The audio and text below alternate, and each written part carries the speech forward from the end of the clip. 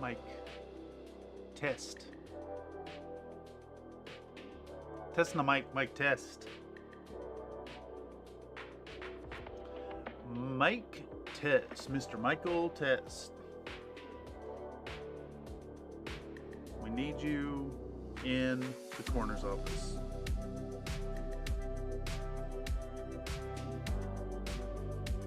All right. Seems like it's working. Let's maybe try and transition on in.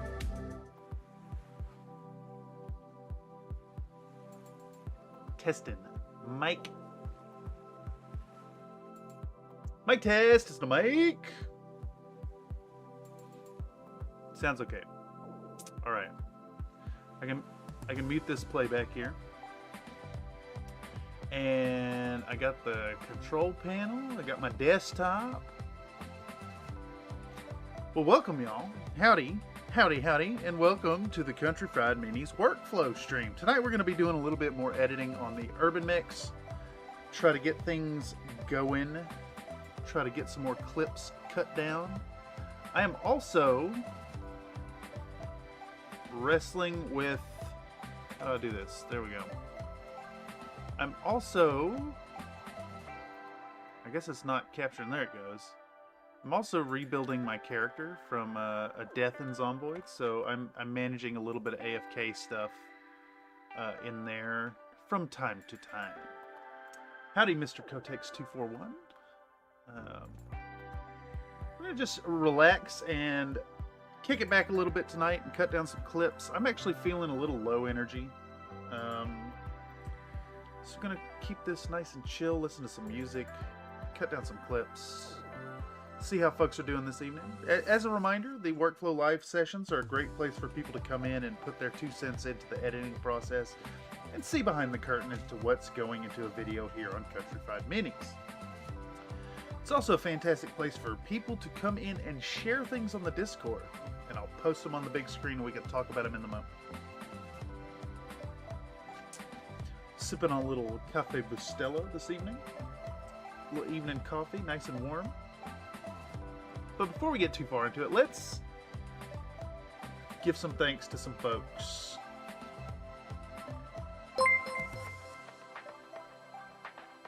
Tenacious_me subscribe to the channel. Thank you for the subscription, Tenacious Me.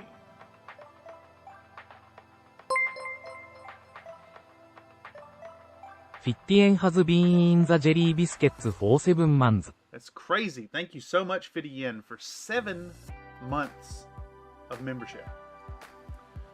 As a reminder to folks, if you really like what's going on here on the channel and you are a participant in these here live streams, for as little as $1 a month, you can join up as a channel biscuit. Jelly biscuit tier starts at $1 and the steak biscuit tier at $5 per month to support this channel. Gives you access to a fun little badge next to your name, biscuit-based emojis in the chat, as well as priority consideration for community-streamed events like the upcoming community funnel for Dungeon Crawl Classics upon the return of Tabletop Tuesday. Furthermore, all members of the $5 and up tiers between Patreon and YouTube have the privilege of creating events over on the Discord. So, if you really like what's going on, consider showing some support. And that's enough solicitation for your financial contribution. Let's get into it tonight. If I recall correctly, we rebuilt the assets for the stream, so that was a big part of it. We've cut down, see my mic's a little bit in the way here. We've got a shot of showing the Urbanmech and then opening up the Urbanmech lance, putting them out. We do a little bit of priming. Never hurt nobody. That's just a placeholder. We're showing all the colors that get used. And then I think we are into the second base tone color here. That's what I'm seeing. this timeline tool here is a little aggressive about sticking to the backs of clips. Maybe I can zoom in here. Yeah, there we go. Hold Alt and do the thing. Ooh, what was that? I think my computer is unhappy with the Zomboid running, so I'm gonna exit out of that really quick. There might be a memory leak in that, but I'm AFK in the Zomboid server trying to rebuild some stats. Basically, you gotta like read books and train up some stuff, starting from ground zero, I should say, because I got bit and killed by some zombies. Anyhow, where we left off last time around, we were just putting down some of this dark vermilion on our little Urbie lad. Let's see, got a shot here and a shot here. This one looks a little short. How long is that? 243 to 247. That's like less than 4 seconds long. I think that's a little jarring. We're gonna prune that. The shots as it is are the initial paint strokes of the color. We're like kind of finishing up the leg here, and then there's some shots in this clip right here where we're gonna be adding some little accent panels, and I want to try to get at least one of those in here. I can talk about that in the voiceover once we get to that. Yeah, let's see, is this a full 5 seconds of painting?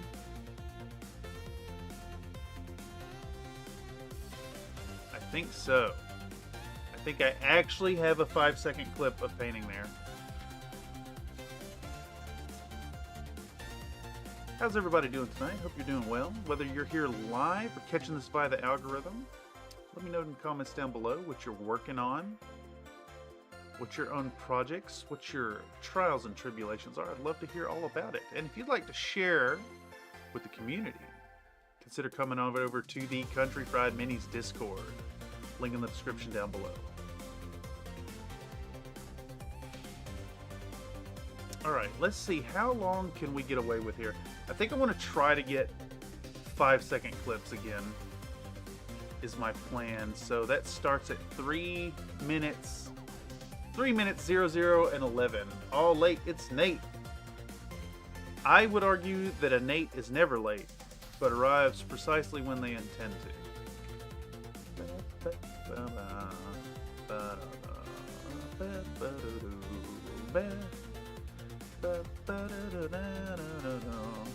Let's do, let's try 5 seconds here. So 03, 05, 11. Bam. Does that actually give us anything usable? I think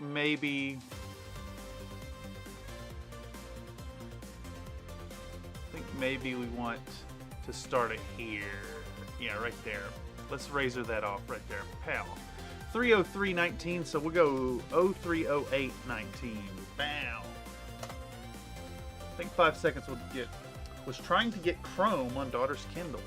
Kindle's doing internet now. Interesting. Failed. That's unfortunate. I'd be so lost technologically wise. I don't even know what technology is. Spencer Good shares a chicken biscuit. Howdy, Spencer. I'm gonna do one of these. Boom. Is it gonna let me do it? Yeah, okay. I could do it as me. Not as me, but as me, you know? Okay, so we've currently got 15 seconds or so spent on putting these panels in. I think what I'm going to try to do here, the fire's just another tablet. Oh, fair enough. I never got into the tablet thing, and I realized that's where things are heading these days, or have already arrived at. Not even headed. That's just folks do their tablet things. All right, what's going on here?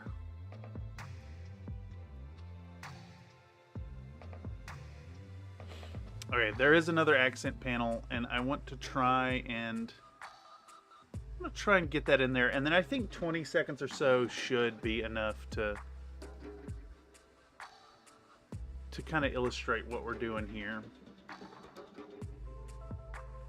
So let's start it right about there.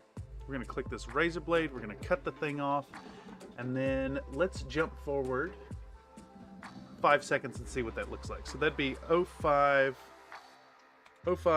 07, 18. It looks all right. I'm going to advance it a little bit and see. Yeah, let's get that whole, every bit of that together. Bow. It looks good. I think that's enough to illustrate what we're doing. And let's see, that'll be 2:30 through 2:57. That's about right. Enough time to talk about the secondary color and putting accent panels on. I'm okay with that. Another Nate says, has built-in browser, but it's severely crippled. Can't do some school thing I just learned about. Oh, that's very unfortunate. Okay, I think we can be done with this clip right here. I don't know what I'm talking about. I can see that I'm gesturing to the camera, to the stream. You can sideload replacement apps to fix that. Well, look at you, Mr. Fancy Pants, knowing all about technology and stuff.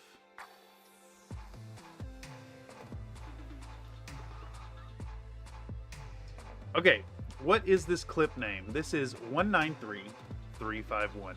First, let's save our project. Always be sure to save your projects. We're going to go into our hard drive that has the stuff here. And then this was 193351.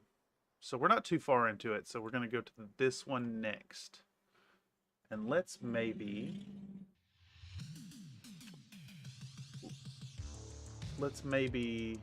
make sure desktop audio isn't being captured. That should be muted.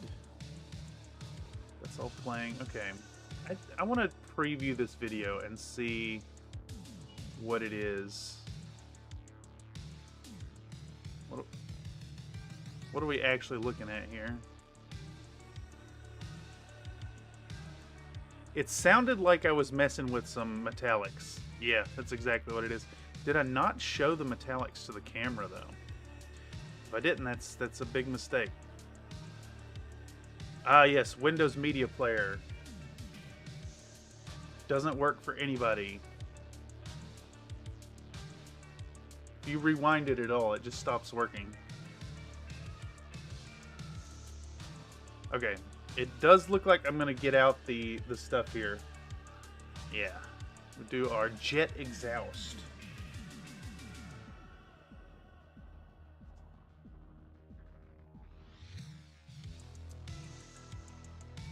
Yeah, all right, let's do that. Let's close this and load this into our project panel.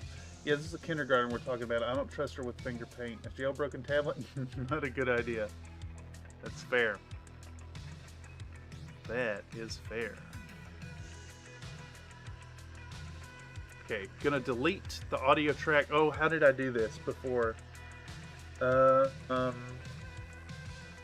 think it was just backspace. Yeah, okay, I'm remembering. I've learned something. All right. Oh no. Is my computer struggling? Is my computer struggling here? Let's take a peek. I think DaVinci Resolve is a little more intensive on my resources than Premiere was. Okay.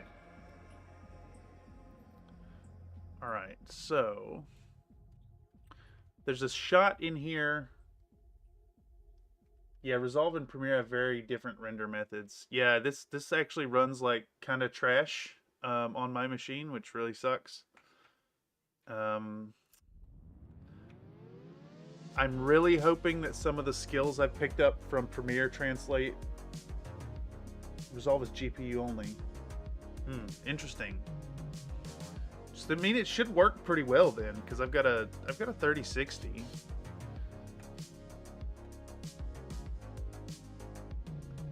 But there's definitely some features I don't like. Some quality of life stuff that worked better for me in Premiere. I guess after taking, what, 2.5 semesters worth of knowledge at university about Premiere, it hurts to not be using it. But I am loath to give them the money. I cannot, like... I can't stomach yet another monthly bill. Honestly. I may switch back to it at some point. If the channel grows enough to have the type of support to pay for it. But it just... it sucks.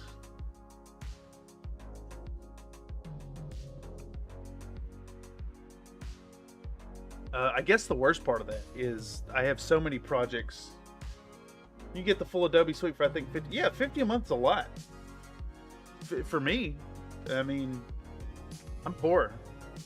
Actually, I run out of grant money. Like, it's gone. I should say, I have received the last bit of grant money I will get at all for going to class. It is gone. Gone.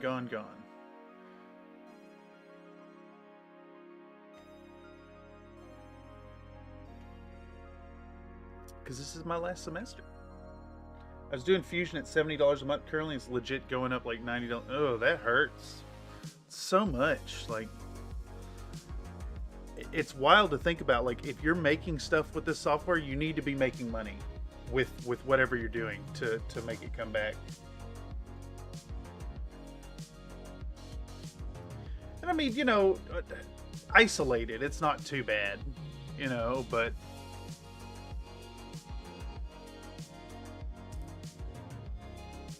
I just pay for cheap PS and cheap Premiere packs, though. Yeah. 90 feels very small compared to 90. I'm canceling Fusion. Yeah. 50 is like... it's a little bit outside the affordability range for me, because I've just... I mean, I've got folks I pay for on Patreon. I've got the internet bill. I got phone bill. You know how it is.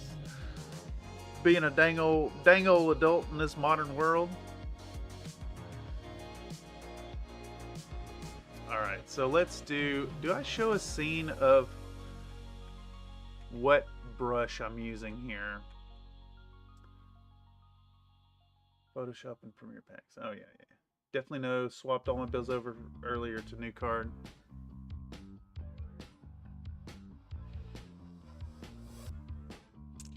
I like this track too. It's a good one. Is it updating?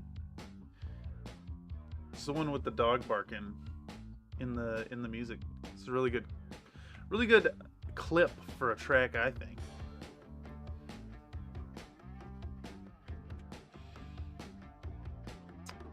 You know, actually, I'm looking here. I really like this.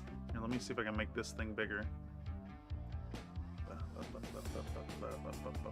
How do I close that? There we go.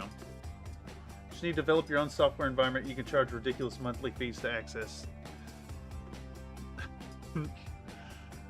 I mean, I understand why people charge so much for the stuff. It just... oof.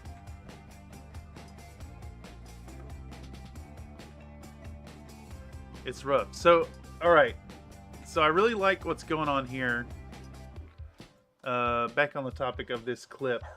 So, it's a little long and self-indulgent, but like... man, if this preview would load... God, it's so slow to view the previews. Premiere was way better about like previews being viewable. I like this slow shot of my hand coming in with the brush, and then we'll do... what am I doing? I paint for a second and a half and I look up at chat. It's... I was just gonna say I want to use this whole shot here, but if I had just kept painting for like 4 more seconds without looking away and then just pausing, like that's... Why do I paint like this? Is it at full quality? No, it's at like quarter quality. It runs like shit.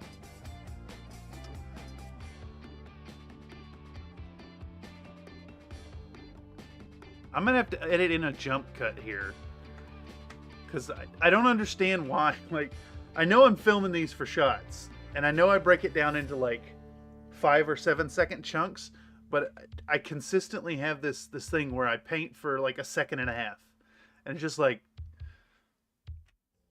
just paint for 3 seconds longer before you look up at chat.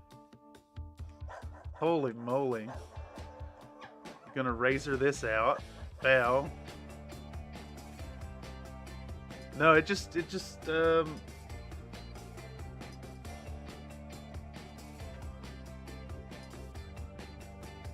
kind of sucks. It sucks at showing stuff. I need a much beefier computer to run this software.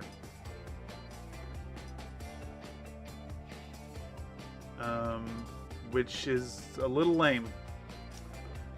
In fact, I may be forced to pay for Premiere to have software that actually runs worth a damn. We'll see. We'll get this video out and see how it works. I may just have to, like, you know, go back and forth over a clip 30 times to get it to actually, like, render so I can see what I'm doing. Just work it into my workflow, you know? Okay, so I think with our little jump cut here, it should be usable. Yeah. I mean, it's... I don't know why I paint like that. Okay, so again, I'm using my... whenever I'm editing down clips, I have this, like, snake pattern. So typically... Oh, I only really play older games. My CPU's from 2012. I don't feel much need to upgrade at the moment. Yeah, that's... I feel that. I was actually pretty fine with my computer for the longest while. And I built a new machine mostly to do video editing. I also had the money at the time, so it was good. Well, I say I had the money at the time, but I actually financed it. And I think I'll be paying on it for another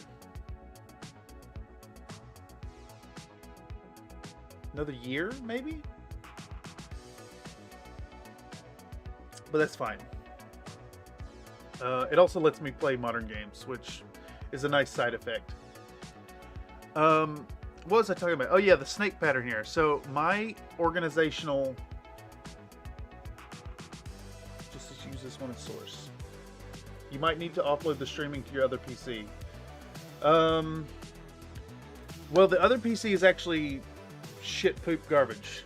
It's really bad machine. It's actually cobbled together from the spare parts of my older computer. It works for streaming in the paint corner, but I think it would struggle to watch, like, run Chrome and OBS at the same time, unfortunately. Damn, we've got two factoids from Nightbot. I missed the first one.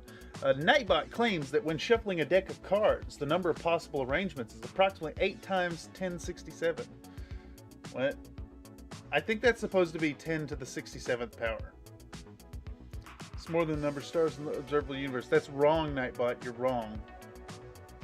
You're wrong. Basic text didn't show up correctly. Nightbot also claims that so far 2 diseases have been successfully eradicated: smallpox and rinderpest. The last case of smallpox was in 1977, and the last case of rinderpest was in 2001. I don't necessarily believe that.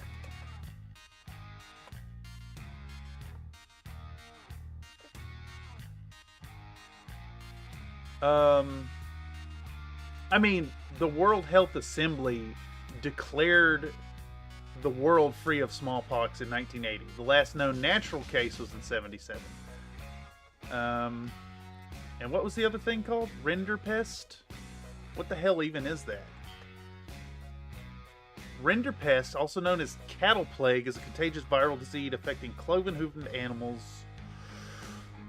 Declared officially eradicated in 2011. Never heard of it.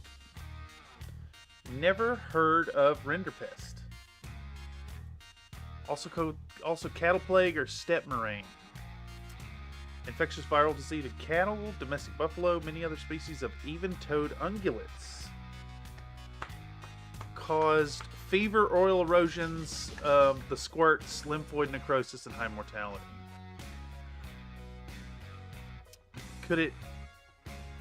Does it go to people?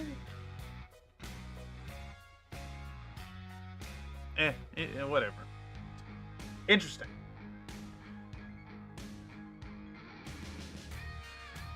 I think 90 meant observable by the naked eye. That's funny. Not really sure what's the fact that that's a 10 and then 67. I think it couldn't post the what do you call it, superscript to the chat there. Let's see. ADHD powers activate. Where were we? I was talking about this pattern. Yes. So whenever I'm editing, the way I kind of keep up with what scenes have been shot and what I'm doing, I always start a new scene in the video 1 track, and then it goes up to the top and then back down, and then I try to not end a clip in video 2. So like here you can see this goes up and then back down and back up again to video 3, and it jumps back down to video 1. So I know I have a new segment there. And then spots like right here where I have 2 scenes stuck together, or 2 clips stuck together, that tells me that this is razored out. Like this is all one contiguous shot. So little things like that, I think if you're video editing out there and you have some kind of system like this, it can help you stay like organized and see what you're doing kind of at a glance. Like I can tell scene, scene, scene, scene, scene, and then we're doing another one here. Another Nate said that would explain you never heard of it. I only knew of 2 cow diseases before. Yeah. Am I losing frames? No, not drop frames. Sorry, I keep, if y'all see me scratching at my shoulder here, I don't know if I can show it. I have a really gnarly keloid scar there from a bicycle wreck. And it itches all the time. Really bad.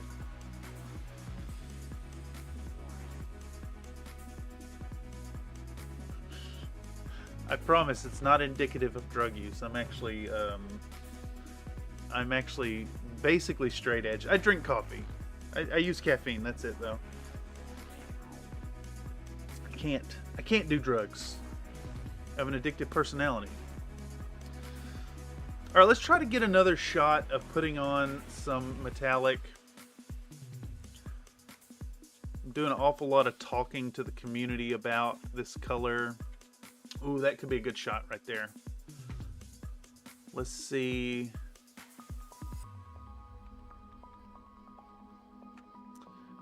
I get like 3 frames and then it locks up and I have to wait for it to render. Let's try to let's get another 5 seconds here. Pow, let's do that. And then that put us at 04:49:00. Pow. So, observations at this moment about Resolve. I think there's definitely some quality of life stuff that's a little better in Premiere, but now that I've looked at a few tutorials and I'm delving into the what do you call this? The thing, the brain no work good, the software. It's a little more intuitive than Premiere. It just, man, it needs a hoss of a machine. I just thought you were suffering the after effects of Wendy's mosquito scale. No, that got me like on the fat roll. down. I guess my my fat roll was hanging out under my shirt, and I got. No, there was one day I was riding my bicycle home from City College, San Francisco, and there was a guy in front of me going really, really fast. He was a bike messenger, and I was like, I can go that fast. So there I was pumping, I was going, and I got pretty big feet, and one of my feet, when I was pedaling, my toe caught the ground. Like the pedal went forward, and I wrecked my bike.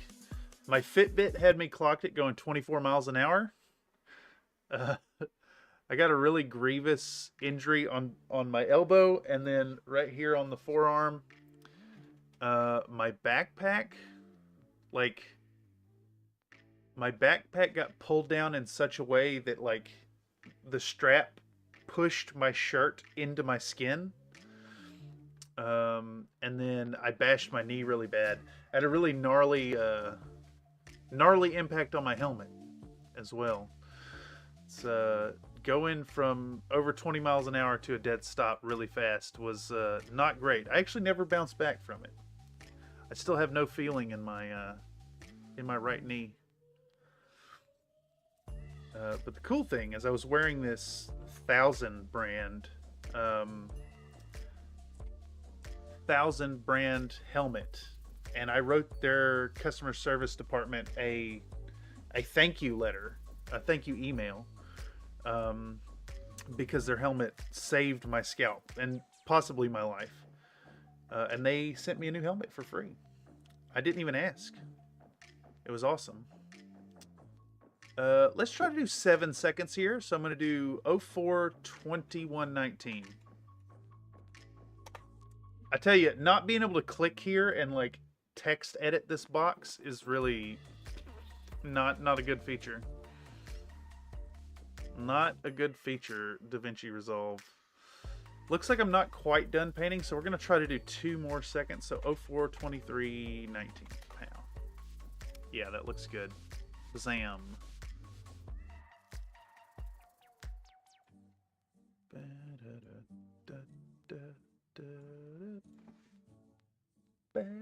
I've had them stab me right through clothes, even jeans. Getting got by mosquitoes with long pokers. All right, I think that is pretty sufficient for this clip.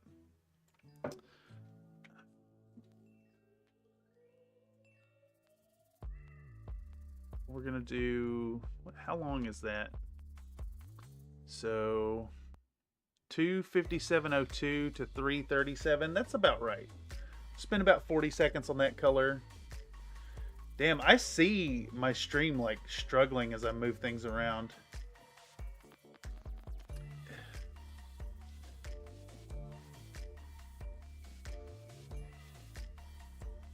DaVinci Resolve may be too much for my computer. I think I'm going to be forced to go back to Premiere, because this just runs like shit. I see it struggling. I don't know if y'all are experiencing the lagginess in my stream, but like, as I'm clicking around clips, I see it struggling.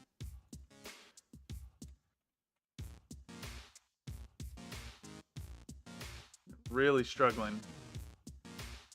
And I feel like it's only going to get worse as I load in more clips. Okay, where are we at? This is 194.443.mp4. Let's do Media Pool. Let's go back to Urbanmechs Lance. Those are pictures. What is this clip?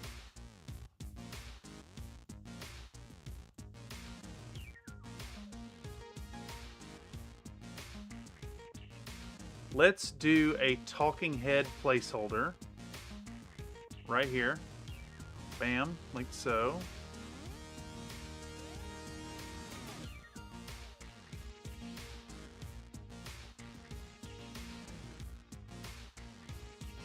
Yeah, we'll do a talking head placeholder, and then we'll do our scene about applying the wash, which is what this is.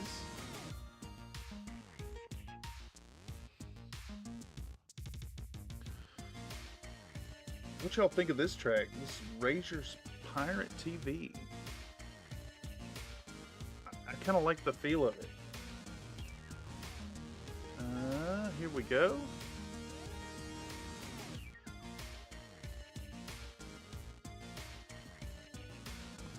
Okay, so at some point in this shot, I pull out. Man, there's got to be a way to improve the performance in these previews. It's so bad. It's so bad. It's so very bad.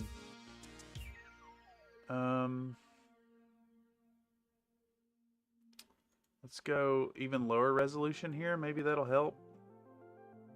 No, it's still just like really bad. I think it's just that it's maybe pulling stuff from the hard drives that have slow access speed or something.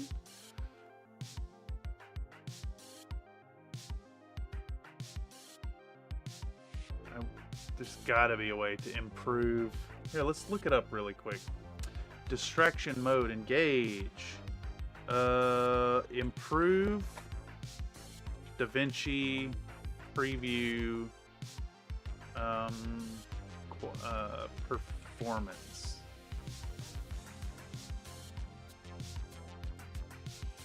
Optimize media, proxy mode, yeah, it's not.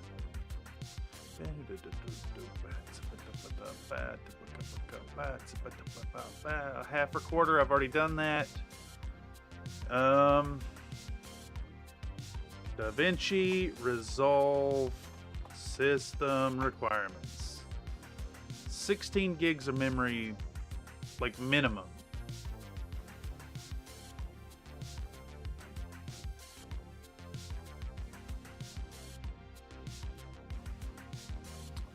I think I may be being bottlenecked at the CPU. Is what's going on here. Yeah, DaVinci is too good for my computer. I think is what's going on here. Decrease timeline resolution. Timeline resolution DaVinci.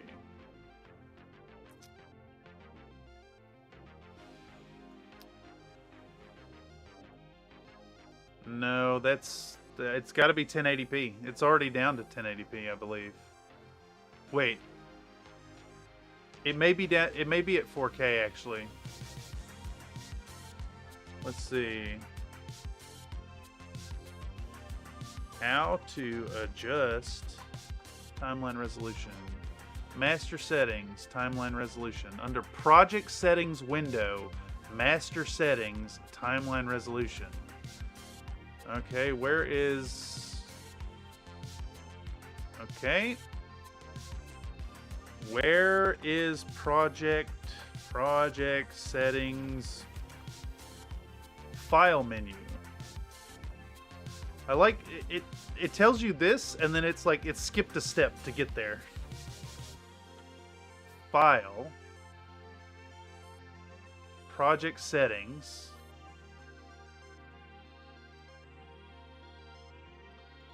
master settings, timeline resolution. Master settings, timeline resolution. No, it's already 1080p.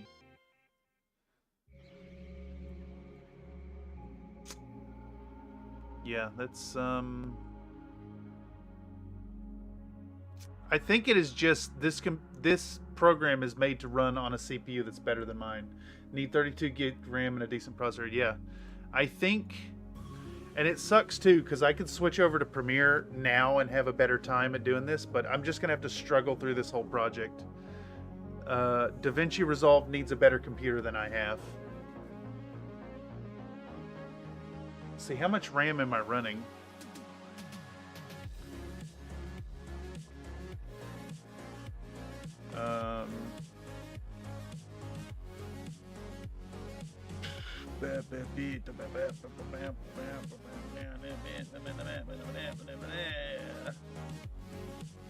System. So here, I have 32 gigs of RAM. I think the bottleneck is the PC, as the CPU. I have a Ryzen 5. It wants a Ryzen 7.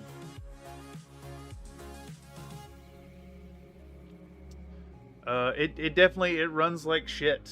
You need a very, very modern, very powerful machine for this software. I think I'm gonna be forced to pay for Premiere, or just, you know, fight against really chunky, slow performance, which is fine. Whatever. Oh, I like that. I dropped the thing. Yeah, it's very good. Very good.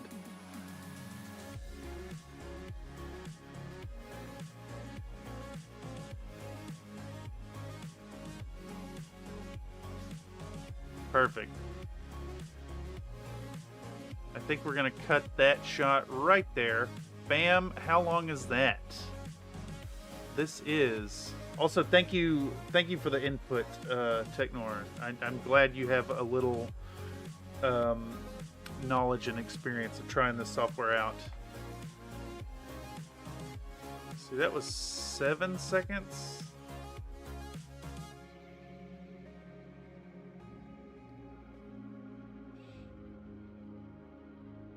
I think I might do this shot here of putting the stuff out. It's just like, I can't even run a video in reverse without it like freezing. Or you could buy Resolve Studio that would unlock the GP baked into your Ryzen. Well, I'm using a GeForce 3060. Like, it should be fine.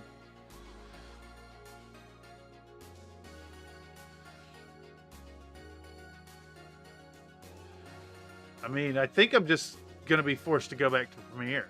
I mean, really, because it works and I know it, and I'm gonna be stuck. How much is Premiere? How much is Adobe Premiere? Why can't they just tell me the fucking price for this thing? I want to know it.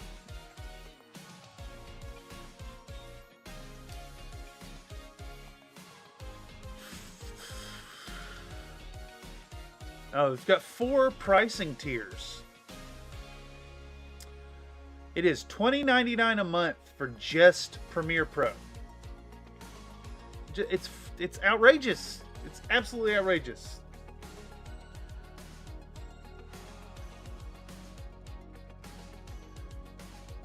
GPUs do more than just pretty pictures. They also do maths. Yeah, I mean, my GPU should be sufficient.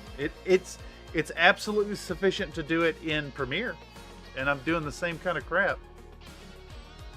And just, man, $50 a month for Premiere. That's freaking.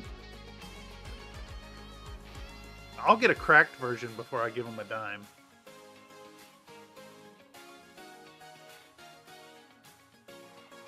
Different optimizations.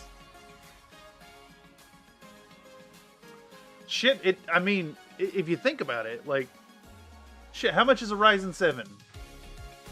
Ryzen 7. What am I looking at? 5800X? How much does that cost?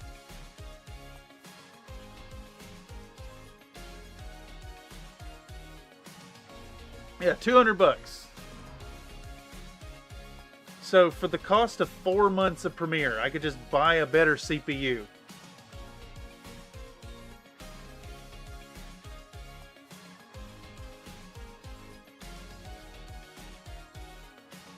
Now, you know, on the flip side of that, $10 a month for Premiere, I'd pay it.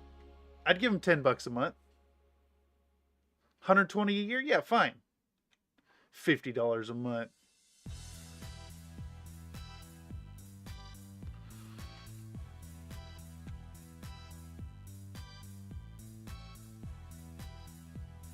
That's what? That's like 16 channel members to pay for that. That's absurd. I ain't about to do that. Oh my god, it is lagging so hard. It's got to like re-render all the clips because I zoomed in.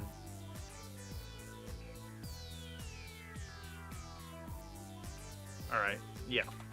I want this shot here because I can talk about it in... You know, maybe... Is there a way to disable the previews? That could help. DaVinci Resolve disable preview on timeline.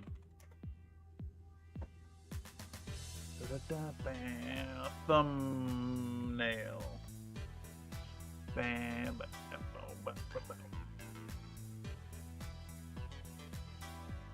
Because this is what's eating a lot of processing power. Every time I zoom in and out, these are updating. All these clips.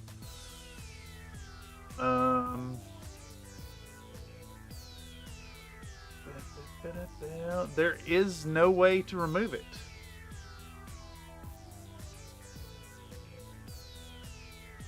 Oh, I love this. Check this out.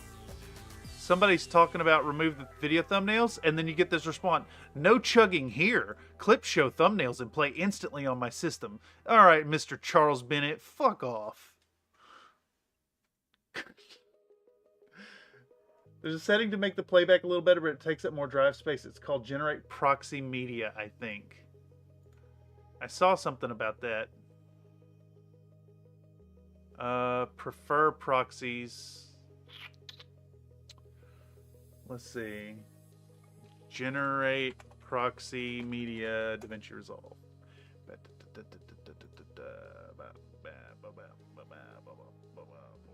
Select your source clips in a bin, then right-click and choose Proxy. Create Proxy.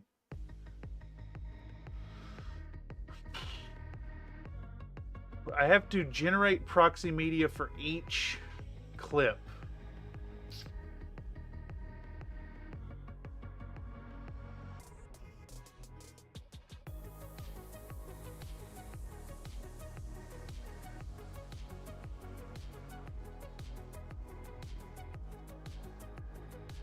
Asinine. Asinine. I don't even know what that's supposed to do. That's going to get out of hand very, very quickly. Because I'm dealing with a lot of footage here.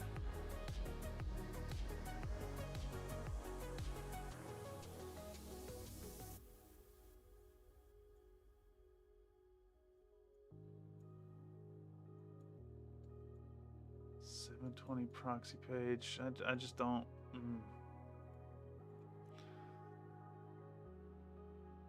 It would, I'm sure it would work so much better if it wasn't like generating all these thumbnails. Remove thumbnails, DaVinci Resolve.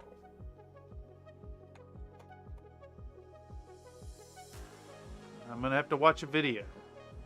I have to watch a video because nobody does things in text anymore.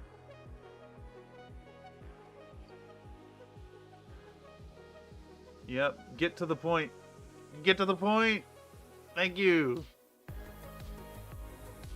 Yep, get to the point. You're going too slow, man. For fuck's sake. Thank you.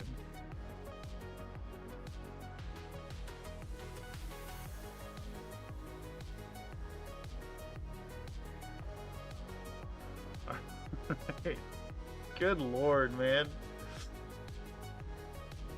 I was only working on one project with full clip. Yeah, I did it on the pan flute animation at work. Right click on the options you're putting into the timeline, you'll see it. Yeah. But see, what does the proxy do now? Like,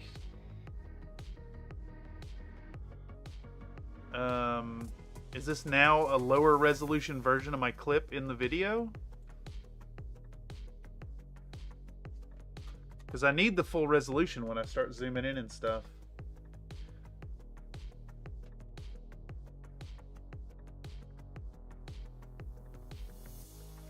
Alright, let's see. What is proxy media? DaVinci Resolve. Please explain it.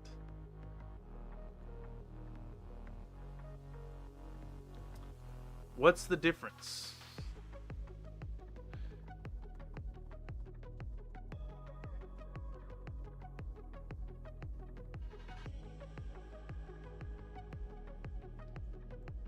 I don't understand what the point of it is, or I guess I don't understand what the point is.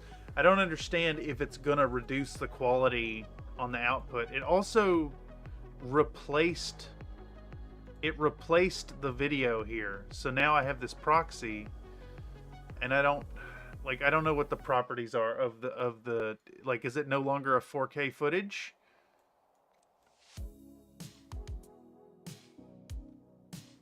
Let's see. Oh, that absolutely destroyed my computer switching that. Okay, it looks like they're both there, but I don't know how to clip to both of them. It's just, it's gonna be a long uphill battle.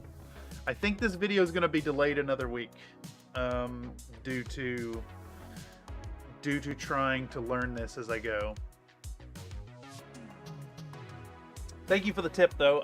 It does look like it's running here. In fact, let's take a peek here. Let's drop down the media pool. Let's make this full here. Let's do playback full resolution.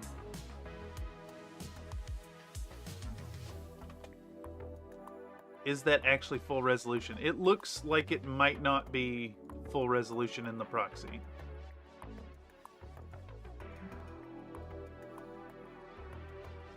No, maybe it is.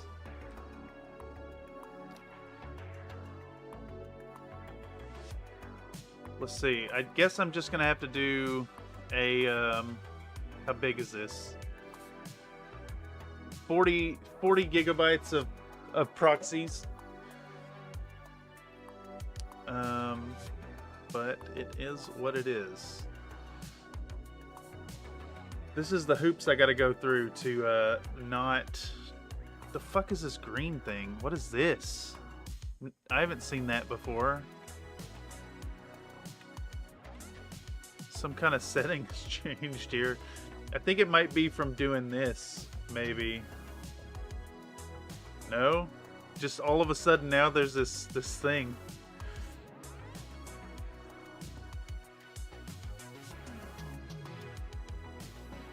Oh boy. Oh boy. Is the computer locked up? Is that... Nope. Is it this thing? This thing?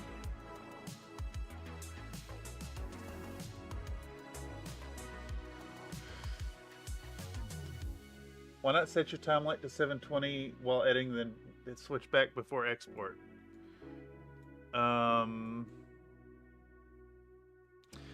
Well, once I get into these clips, I'm going to resize all of them. I don't know if that's going to change like the zoom and stuff.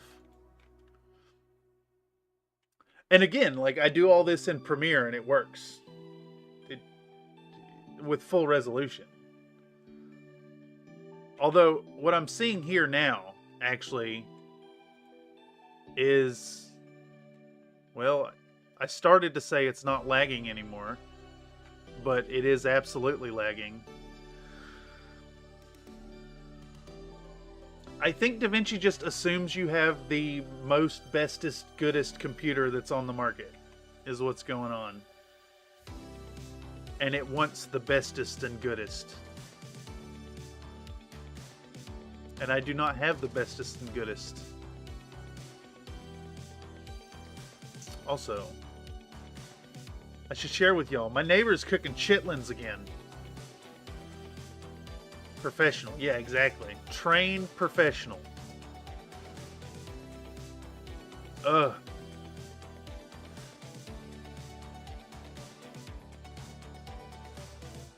Just the smell. The smell of deep fried intestine is filling my apartment from my neighbor cooking chitlins. It's so bad. It's so bad.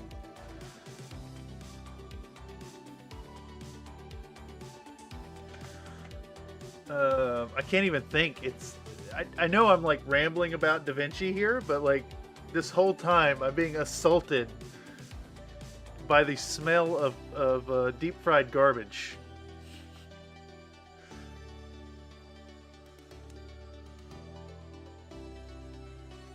I think we'll do that much of this. I want to show that we put the stuff out with the clip here. I'm about to give me just a second. I'm gonna light up a scented candle. Fucking heinous.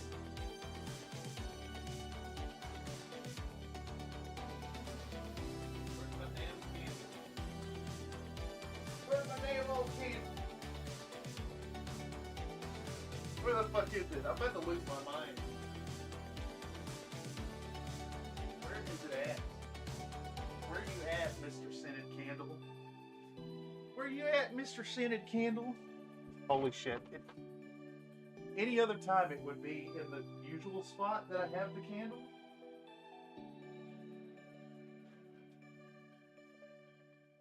Where the fuck is it?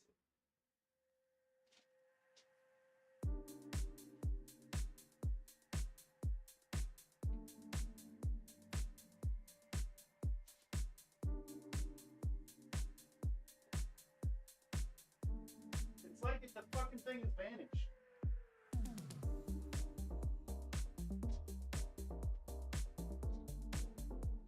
So I keep a scented candle on the shelf in my bathroom. And it is always there. Except for right now in this moment. For some reason, oh shit, I got this thing off still. For some reason, my scented candle was on the floor next to my computer desk. But yeah, I need to do something about it. I'm about to vomit sitting here smelling this organ meat that my neighbor is cooking. It's fucking heinous, dude. I don't understand. And they cook it like every 2 weeks or something. The fuel air explosion. Yeah, exactly. Apologize for taking off all that. It's really bad. It smells really, really bad. I'm not even particularly like sensitive to smells, but I'd rather eat surströmming. It isn't heinous, it's anus. Yeah, and it smells like it's deep fried anus too. And they cook it like every 2 weeks or something. They eat it a lot. They must really like pig butthole.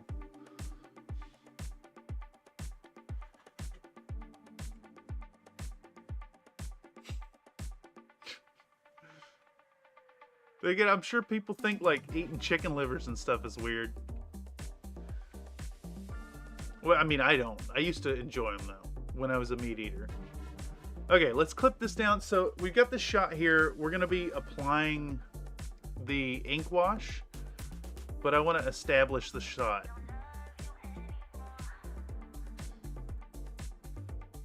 All right, that looks good. I'm noticing a bit of an improvement here of quality, so we can roll with it. Thank you for the proxy tips, Technor. Thank y'all for your patience with me here. I'm learning this. I'm learning this before your eyes, your very eyes.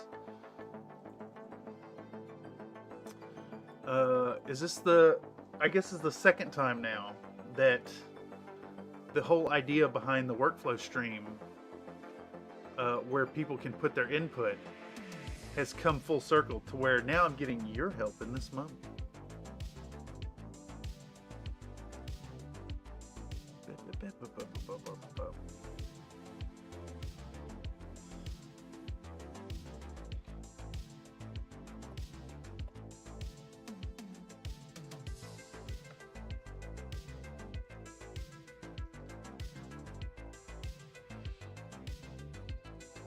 Thank you for the struggle. Yes, yes, the struggle is real. Alright, let's cut this clip. Let's rewind it so it'll update, and then wait a second so we can advance it by 10 frames, and then we'll wait, and then we can advance 10 frames, and then we'll wait for it to buffer, And then we can advance 10 frames. And then we can wait and let it buffer. See, Premiere didn't make me do this. Just saying.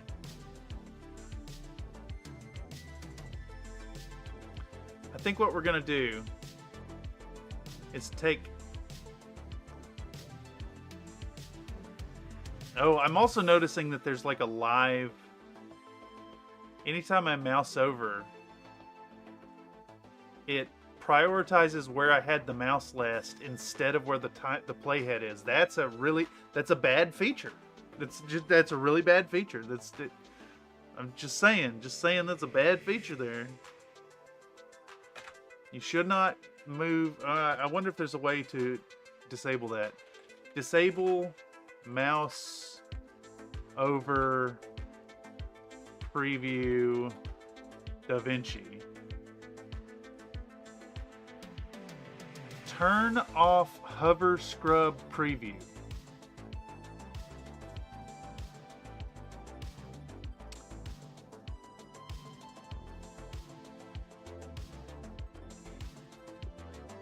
Alright, I dislike hover scrubbing in Edit Pages Media Pool and have always turned that off by clicking the 3 dots and unchecking Live Preview Media. After updating 17, that setting does not exist and I cannot find another way to turn off hover scrubbing in the media pool. How do I disable this? You mean on the media pool? No, it seems baked in. It's baked in. It's a baked in feature that is really bad. In the 3 dots menu drop down for the viewer window, there is the menu for live media preview. No, it's not. No, it's not. How about here? No. That is incorrect.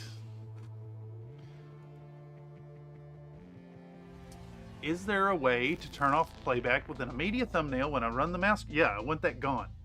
I need it to stay locked to my playhead. Yeah, it's really bad. Really stupid. In the source viewer menu, where is source viewer menu? DaVinci Resolve. I mean, just like, where is it at? Where is source viewer?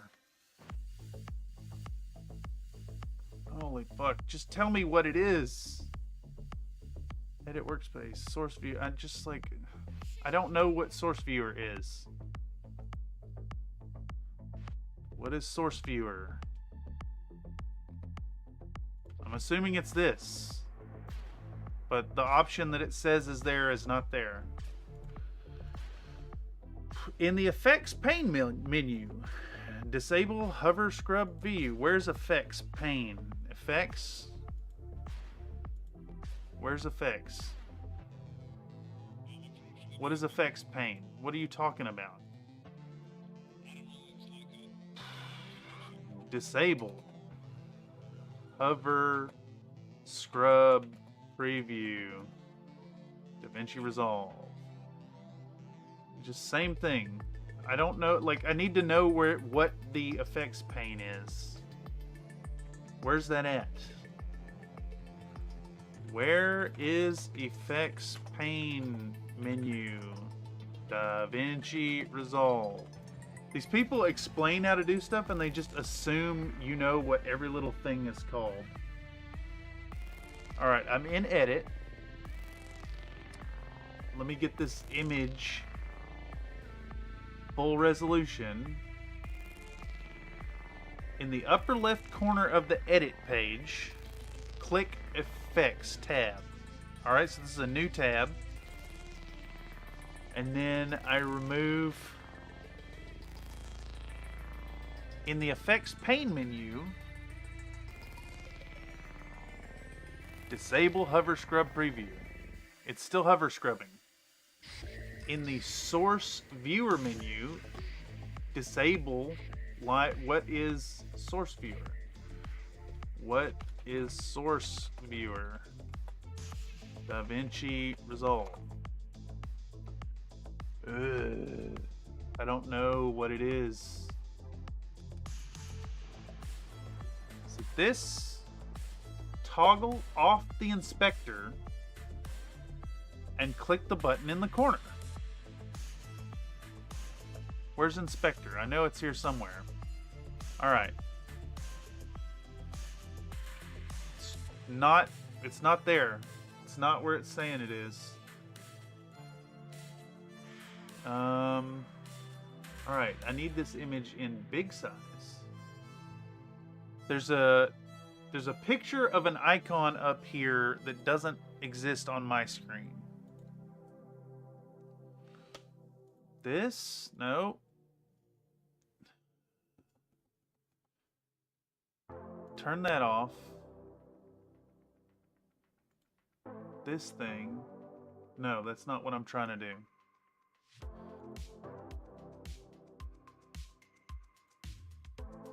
God damn, just let me disable the thing. Remove hover preview DaVinci Resolve. I don't think you can remove it in the current edition.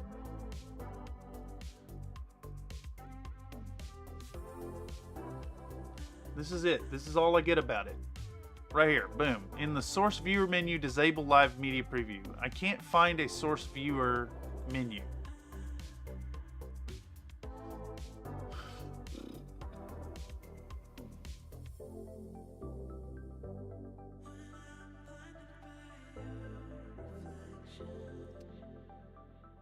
Audio scrubbing, snapping, clip. Like, just the menu it's telling me to use doesn't exist. Where is source viewer? Why won't it tell me, like, how can I look up what is source viewer? Please explain what this is.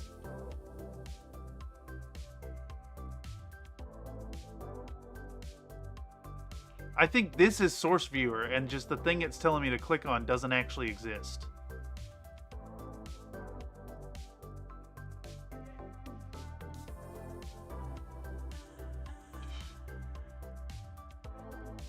Remove hover preview. Hover scrub preview.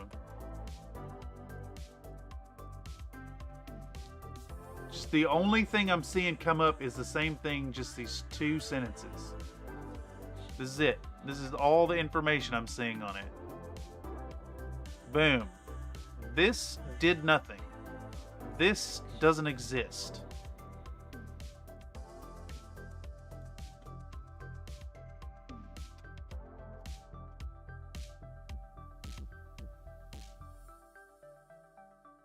When you hover over clips, it is extremely noisy. Yes. Click on the source viewer menu, 3 dots in the upper right, and uncheck live media preview. Doesn't exist. Not a thing. Clips. Help. Reference manual.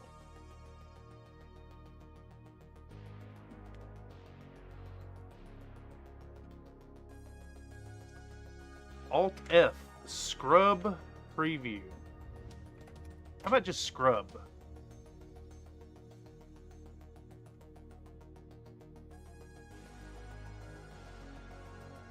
Hover preview.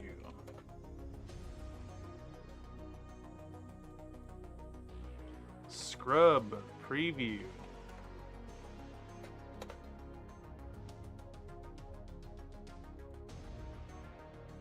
How do I have 0 of 4? I guess it's still searching a gigantic document.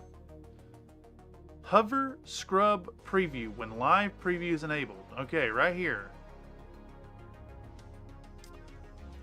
Open the gallery option menu and choose live preview. Where's gallery? Is it at the bottom? How about we Google where is gallery live preview DaVinci Resolve? God, just give me fucking...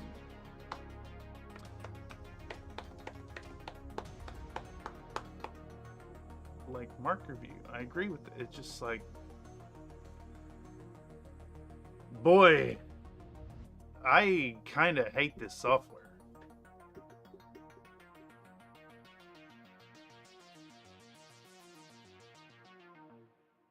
Hover scrub menu. Hover scrub preview. Hover scrub preview. Hover scrub preview. Effects library. Effects. I just disabled that, right? That's off. So it should not be hover scrubbing.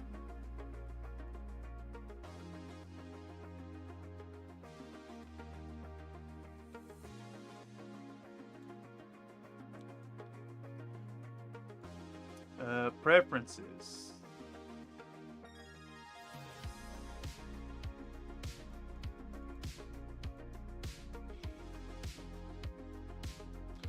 I am very close to ending stream and starting this over in Premiere.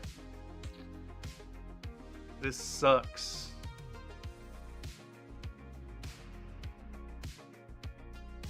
Source Viewer is the window that didn't have editing tools. Source Viewer. Editing tools. You mean the cut screen?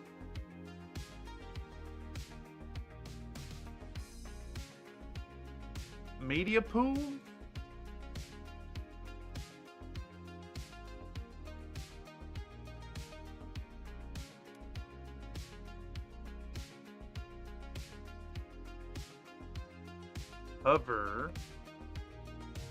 Hover, scrub, preview, DaVinci.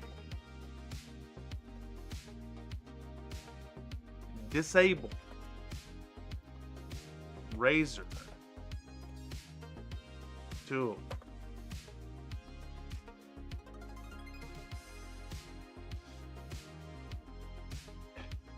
It just keeps telling me it's on the effects tab, which I removed.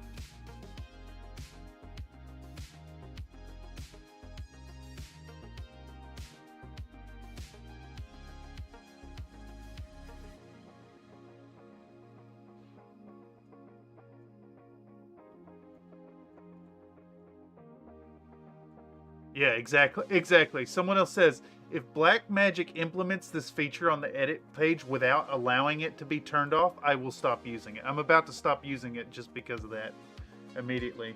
Sent you a link to the Blackmagic forum post. All right. Boom. Oh, for fuck's sake. I hate this software already. I hate it. I hate it. I hate it. I hate it. I do not see a source viewer on the edit page. On the PDF manual, it indicates I can select a relevant option, but there's nothing relevant there. It says I can hide the source viewer by going single viewer mode. And then, of course, the first response to this is just like some dickbag with a non sequitur. Yeah, I was just looking at this. I still don't understand like the relevance here. If you see the double box here and click on it to enable both source and timeline windows, there they are, but it's not there. It's not where it said it is. I don't think you can remove it.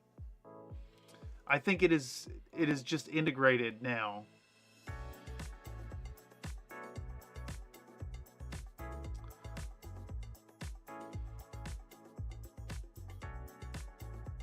I think that's exactly, it's just hover scrubbing live preview may make sense when viewing media, but not on the timeline. The timeline viewer must never show the picture according to mouse curve, but it must show the place with the play. Exactly. Fucking exactly. I do not want my mouse cursor to interfere with the playhead. That's gonna fuck me over. Oh, god damn, it's really bad. Hover scrubbing makes me crazy. Yeah, it's really, really, really bad. Really bad. Alright, no information on that forum post.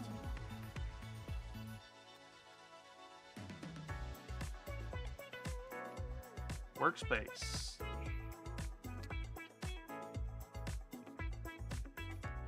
Help manual.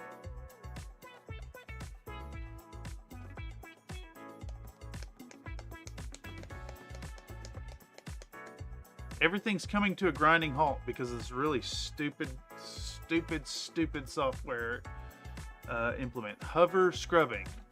Hover scrub.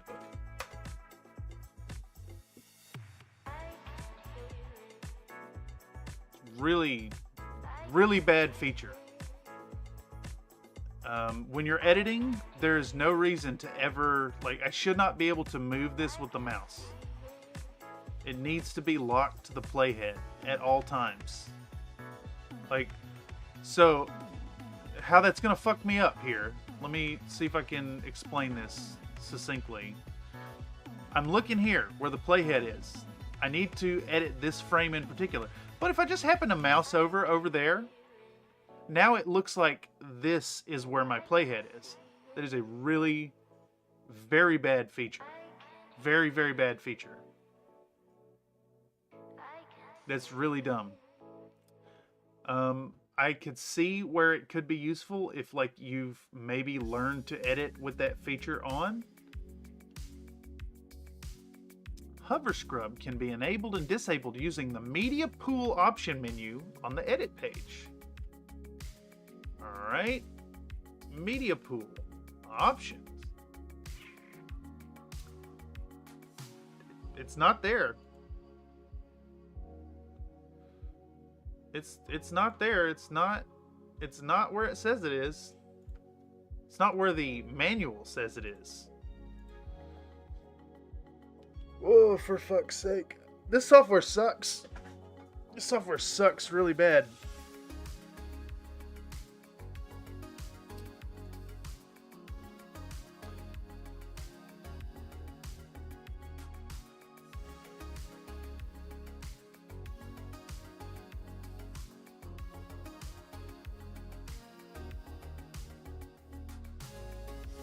I need this gone.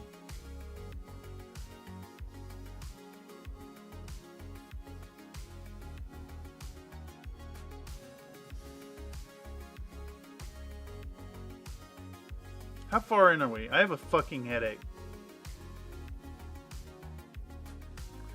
Uh-oh, what happened? So DaVinci Resolve has a really horrible feature where when you mouse over things, it updates your preview here. How do I do this again? Yeah, there's a really, really bad feature in the editor here that if I mouse over, it updates the previewed frame to where the mouse was last and not where the playhead is. So there's a complete disconnect from this hover scrub feature to the playhead. And I'm looking up that there were ways to disable it before, and now in this current iteration of DaVinci Resolve, it's just fully integrated and you can't remove it. And it's a horrible feature. So I'm about to uninstall this piece of shit software and start back over with Premiere, and I guess pay $50 a month for Premiere. It's really what it's gonna happen. It's gonna lead to, like, doing edits in the wrong place. It's a very bad feature.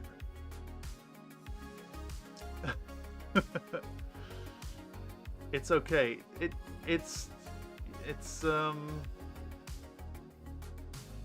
I mean, what is gang viewers? What is gang viewers? What is gang viewers? DaVinci. Gang zoom is a feature. I didn't look up gang zoom. I looked up gang viewers. The fuck does that mean? What does ganging mean? Video editing. Editing. The process of linking or synchronizing two or more panels or frames together. Like, I have never heard that term in my life. Let's close that.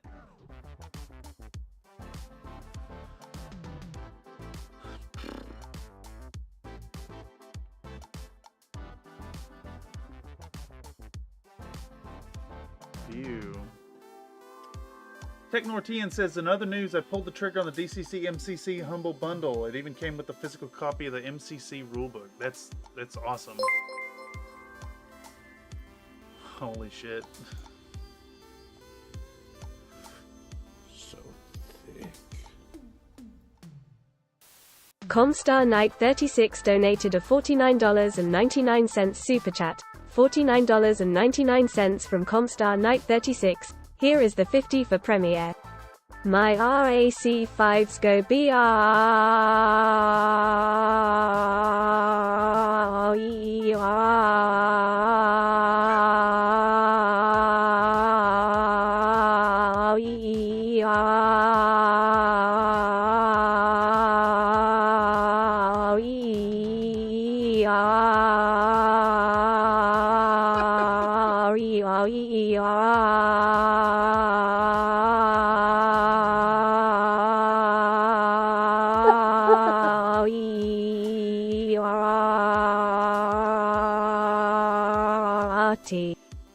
Good lord, dude.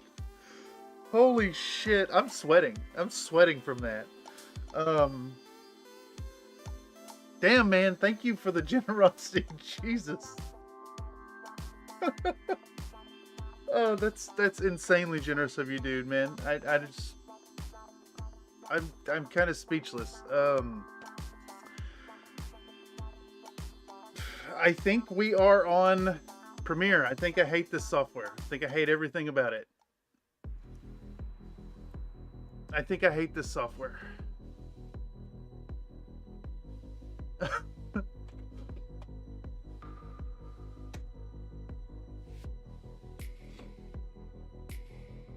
That's incorrect. My RAC's jammed the second I push fire. Yeah, I agree. I need to sign in off of here.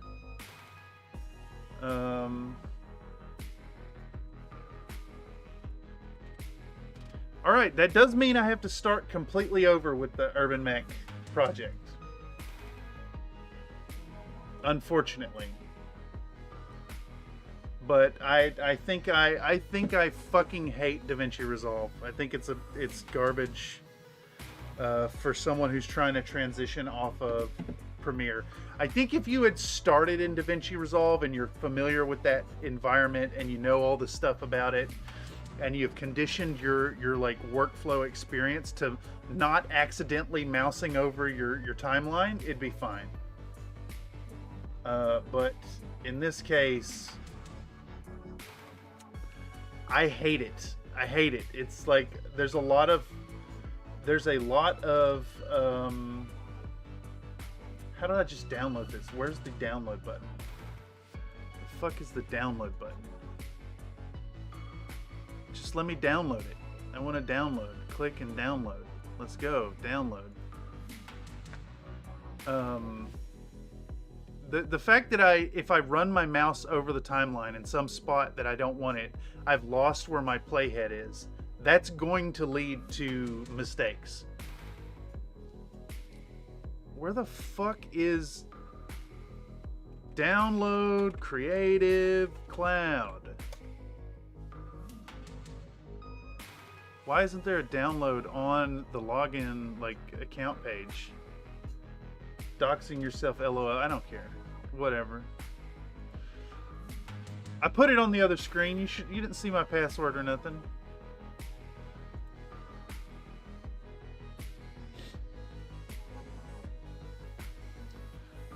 All right. Creative Cloud. Let's do that. Ah, yes. Yes. Yes. Let's do this over here.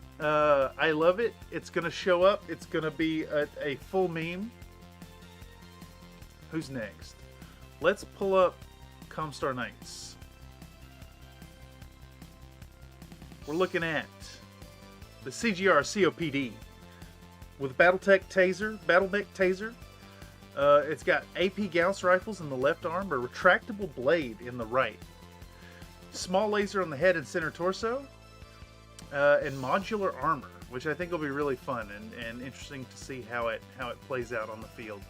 I mean, it could be anyone's game, really, because basically I'm going to run a simulation, or a few simulations till I get one that works really well, and have the AI face these against each other so everybody's on the same playing field, and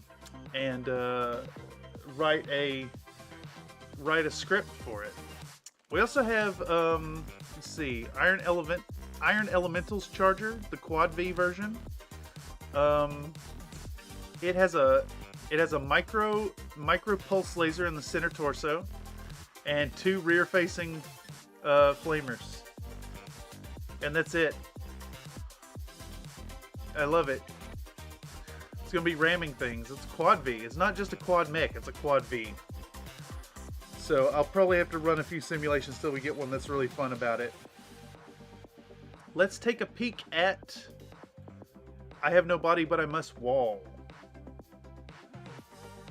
He is running a Charger with a Void signature system, an Angel ECM suite, a pair of SRM6s, and a Vibroblade, all with ballistic reinforced armor.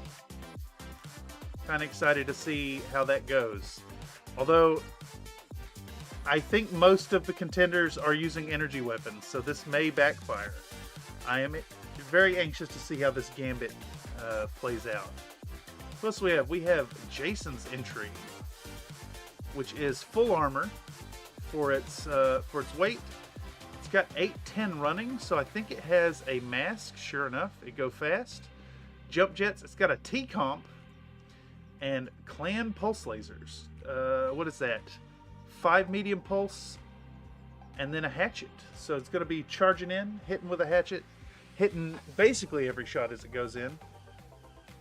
And there's some others. There's some others here. You can see them here if you're watching, but I'm not going to call the names out. They'll be for a bit of a surprise.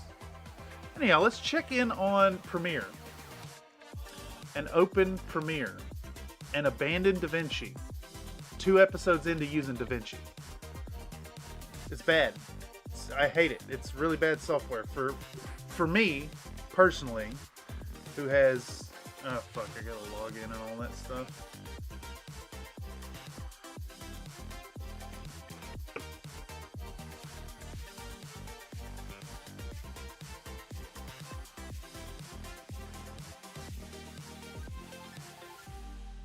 Alright.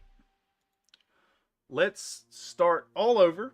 Let's undo the last few hours of work. Actually, is there a way to... Let's see. Is there a way to export DaVinci project into Premiere? Let's see if we can do that. Go to File, Import.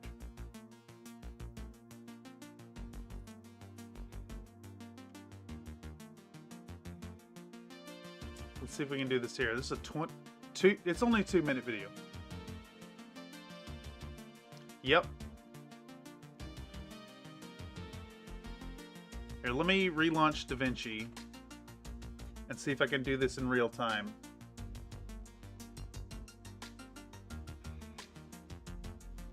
Also, gross. This man is working on a Macintosh. Gross. Disgusting. Alright, we'll launch this then. I was really hoping DaVinci would be the solution, and I can see the potential of it. I can absolutely see the potential, but it is just... It's confusing. It's hard to learn. Very complex, and it wants a computer that's more powerful than mine. Okay. let's reflect back on, plus, you know, I've got 2.5 semesters worth of official, like, dedicated learning invested in Premiere. In addition to all my, like, in universe experience here. All right. Export timeline. Okay, where was that at?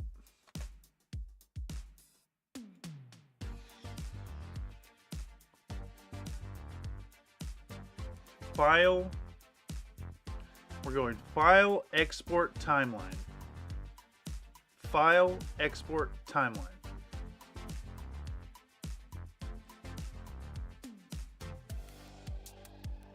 Final Cut Pro 7 XML. All right, and save. Let's do that first.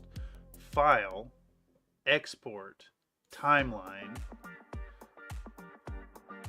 We're going to go into secondary video production, Urbanmechs Lance. We're going to call this DaVinci Progress. And we're going to do Final Cut Pro 7 XML V5. Save. Let that run. Okay. Let's go back in here. Let's keep watching the video. Now see, all right. I know y'all out there have heard me complain about videos all the time, but let me just call out Mr. Josh Chappelle here. This man has a 2-minute video on how to do a thing. I'm not saying don't put your stuff out there in a way that people can learn from and enjoy your content and come back for more, but if you're doing these like instructional videos, it's worth remembering that there's gonna be pissed off people trying to find a thing. And when you provide a nice little succinct 2-minute clip on how to do it, this is how you do a video. Yep, go into Premiere, File, Import, XML, Import.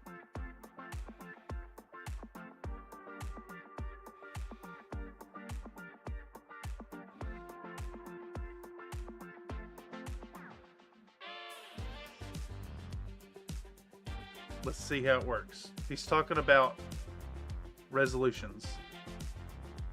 Let me just try to import it first. New project. Wait, let me make sure he was actually in a new project before I commit to this. Let's go back. Back.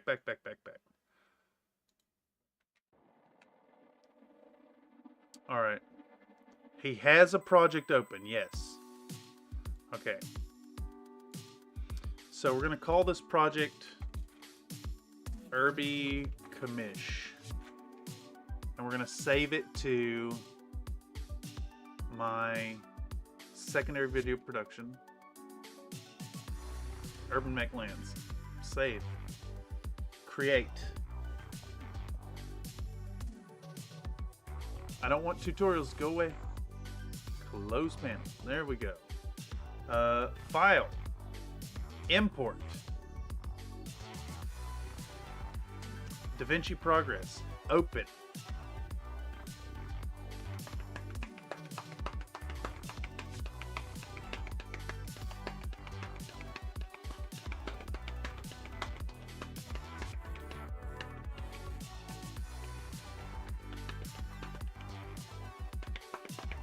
It does not look like it saved my timeline.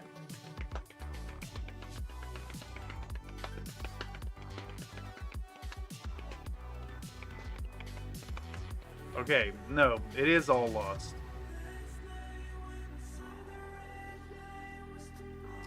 It is all lost.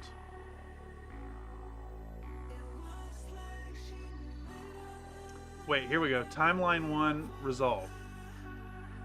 Let's see. Ah, there it is. It did make a timeline. Bow, we got it. Fuck you, DaVinci Resolve. Your software sucks. I'm sure it's fine. But for me, in my workflow, it sucks. Let's close that.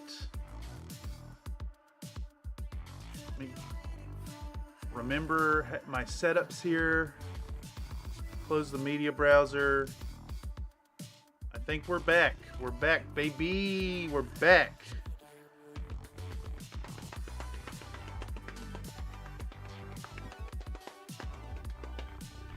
All right.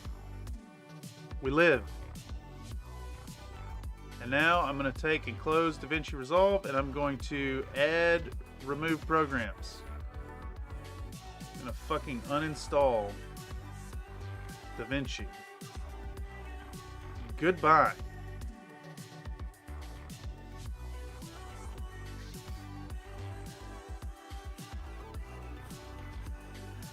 I can see where it's a nice and powerful tool, but I also see where if you did not start your experience in video editing with Resolve, you're going to maybe struggle.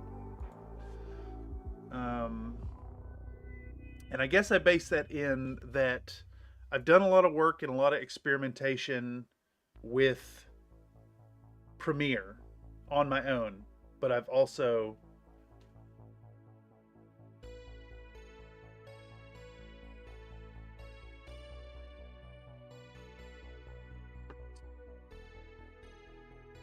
pardon me. Please forgive me, y'all. Where is that saved? Streaming assets, music, contributing artists. Didn't I completely remove Rizco?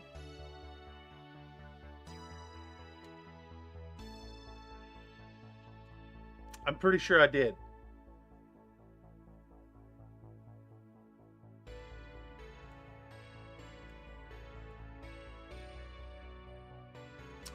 Oh, there was a few I left in. Okay. It's not all of them. But we are getting rid of... What is this track? Talk About Angels. Goodbye. Oh, yes. Let's... You kept this one to annoy Nathan. Is that what it is? Is this the one? This is the one. Well, I'm also seeing some others in here. I've got the letters from myself in here. Okay.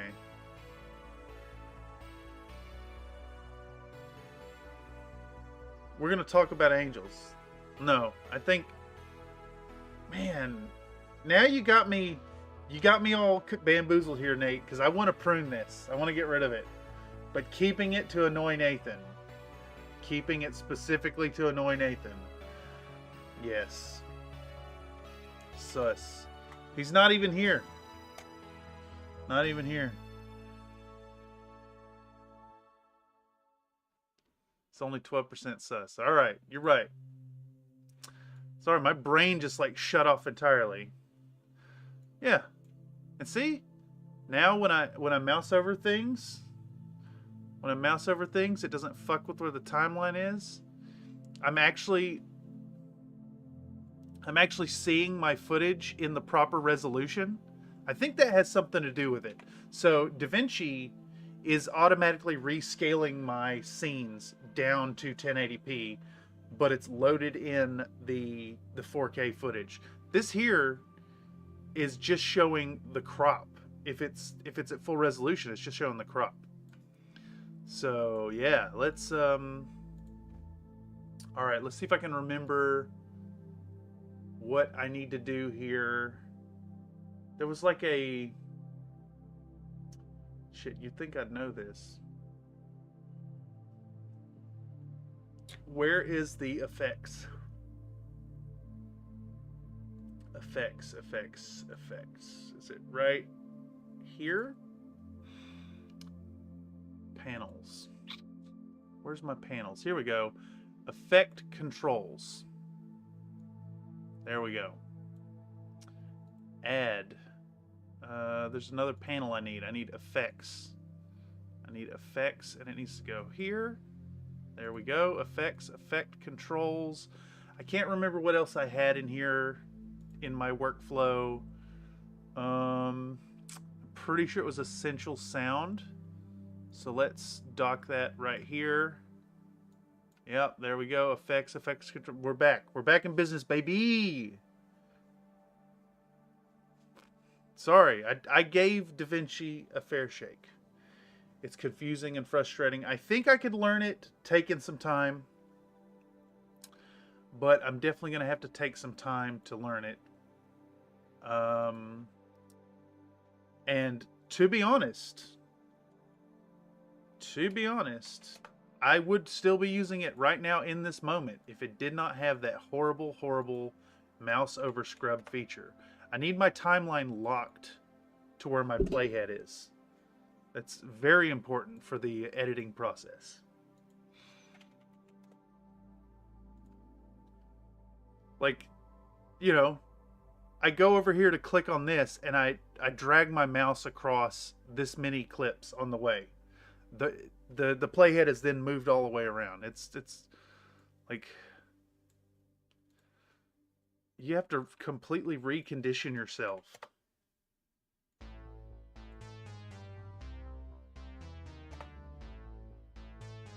You should practice on stuff that doesn't matter.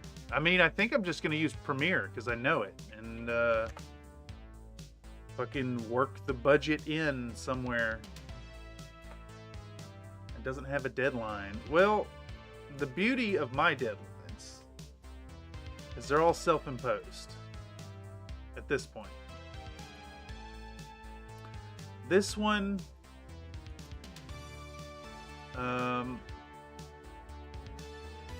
having to adjust the stuff. Well, we gave it a fair shake. And I think there's a lot of really creative tools in there. There's good stuff there. And I think if you have a good computer, a better computer than mine, you could get a lot of really quality work done in DaVinci.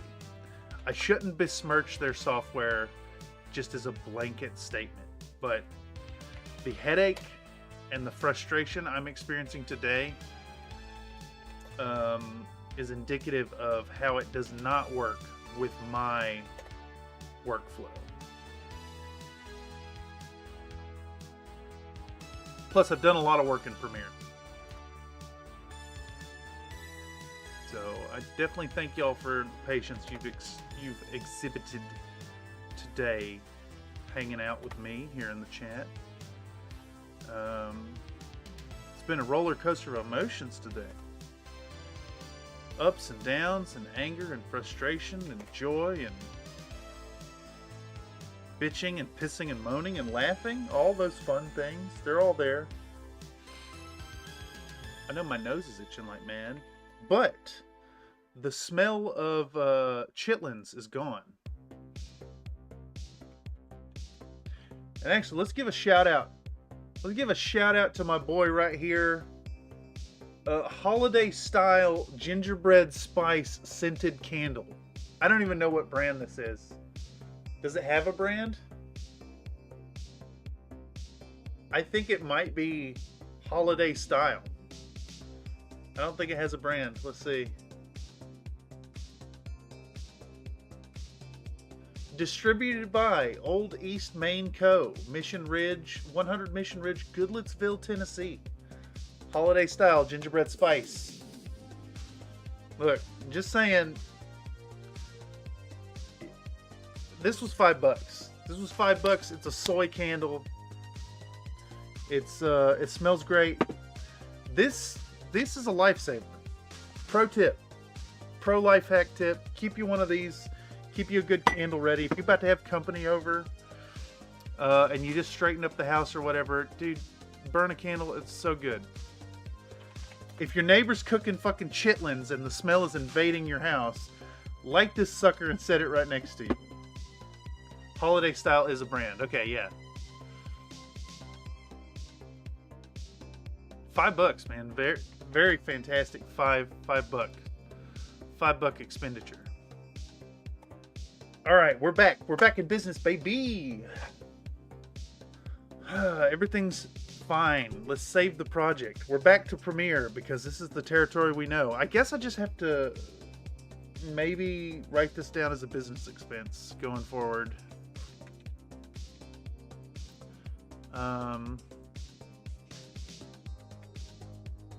Also, shout out to the folks at DaVinci who have made it so you can export your stuff. You can export your project and then re-import it to the Premiere you know. Nightbot claims that dinosaurs would swallow large rocks which stayed in their stomach to help churn and digest food. Well, it makes sense because birds come from dinosaurs and birds do that.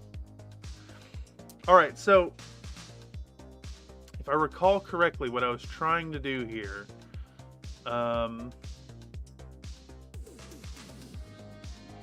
is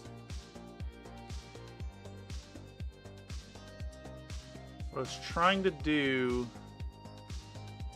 is to what is all this here? There we go. What I was trying to do is get like the first section here. So I put a little oil wash on the top, or ink wash. And then just... Morning. Well, howdy, Tobias, and welcome. Welcome to the stream. The stream of frustration and anger. And lots of R's and OP's. And overly generous friends of the channel. We're back to Premiere.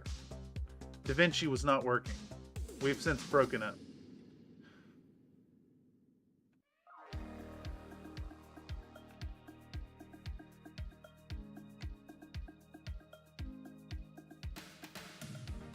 And Resolve. Yes. My Resolve has been tested. Okay, so what I want to do here, it is good now. I'm back into good old familiar territory. Alright, so we're going to cut this right here. I'm going to cut this. I'm going to do a little fancy thingamabob here. We're going to compress this clip.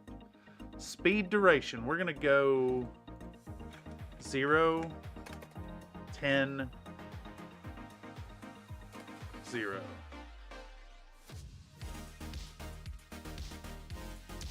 I see you hopping on Zomboid there, Mr. Tobias. Heads up, I don't know if they've been removed, but the style of zombies in the world has changed. There are sprinters. There are lots and lots and lots of sprinters. Lots and lots and lots and lots and lots and lots and lots of sprinters. We can close this guy's video. I did integrate an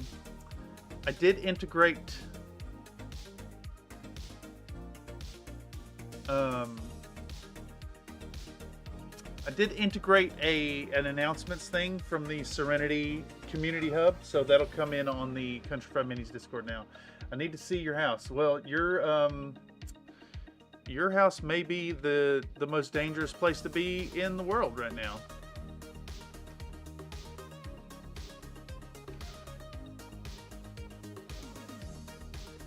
Alright, so we got this shot here. I like this little high-speed thingamabob. Let's pull in... I don't think I had these down here before.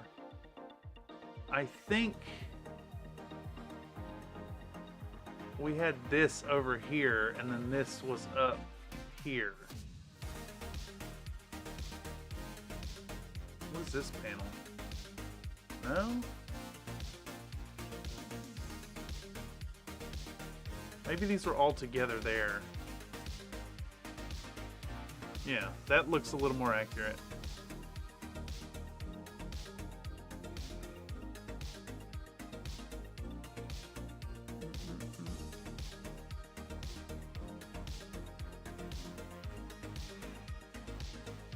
Okay. Trying to remember what my setup was. I guess I could go back and look at content. So we got a project panel here. I want to add in what folder is this in? It's going to be in video production assets. I need the fast forward overlay.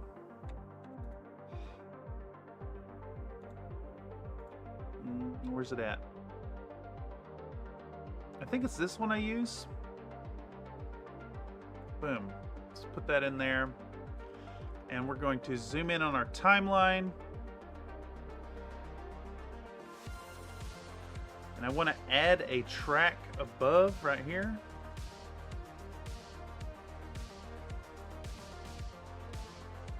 I'm going to drop this in right there. We're going to delete the audio. Let's turn off linked selection. We can delete. We can click that and delete it. Did I do a fast forward already? I thought I may have. Wasn't there a fast forward? Yeah, right here. There's a fast forward scene. So we actually want to start that over here. We're going to drag our fast forward clip to right there. Yes. How? We'll cut the back end of that. Well, I guess we should maybe do Ultra key first. Dump that on there. Effect controls. We're going to do key color green. All right.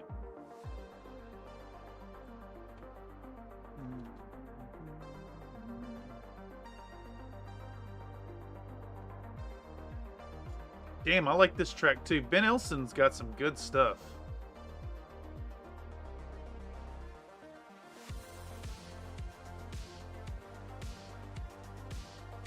All right, so now we've got our fast forward scene here. Yes, yes, yes. Fast forward through spraying the Urbies.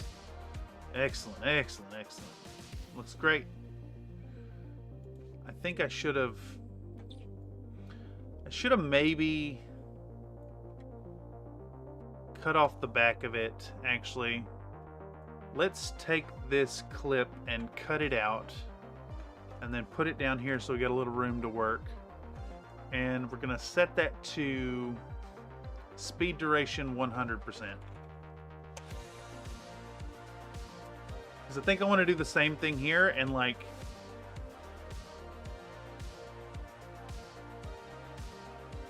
start spraying right there like that. And then I want the back end of it to also have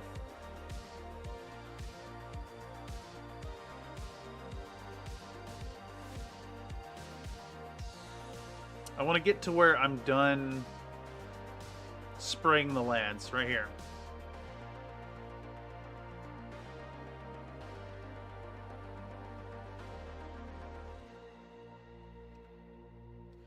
I think we can skip over all the stuff where I'm like cleaning the brush. We'll cut off right here-ish. That's about the same length. Yep, looks good. Then we're going to speed this section up to 10 seconds long. So we'll go for 2 minutes and 48 seconds to 10 seconds and no extra frame.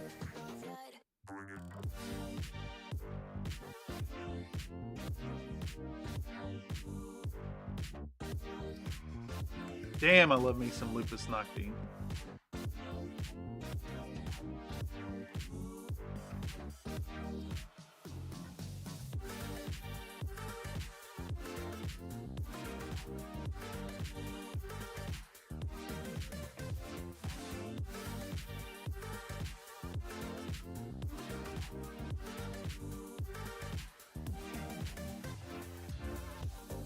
There was a collapse. I thought there was a collapse. Way to collapse these, but I can't remember. Is it right here, maybe?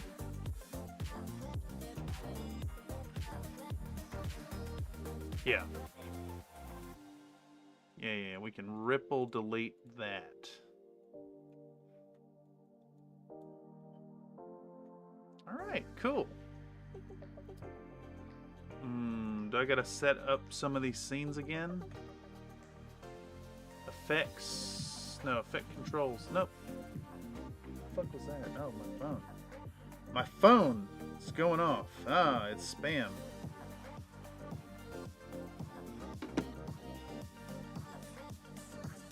Okay. We're back to where we were. We're back to start to we haven't lost the progress. We're not starting over. We got this fun little scene here. We bring out our Urbanmech.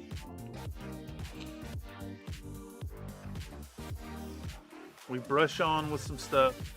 We go really fast.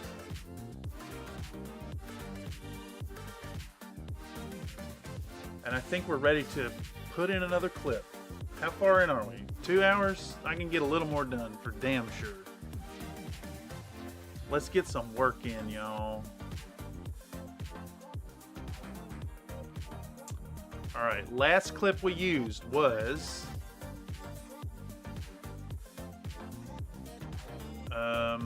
what's the name of this? What's the name of this clip? It is... Which one was it? They're all in like weird order. There we go. 75759. They're in like reverse order, I see. Right here. Okay. It's this one. 175759. So we'll go and we'll find that. It's right here, and we're gonna pull up 183637. Let's see what this one is. Let us see. Let us see what this one is. So we've let our...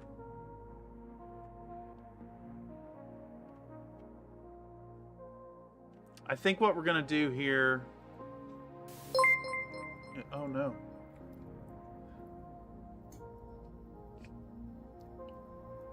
So thick.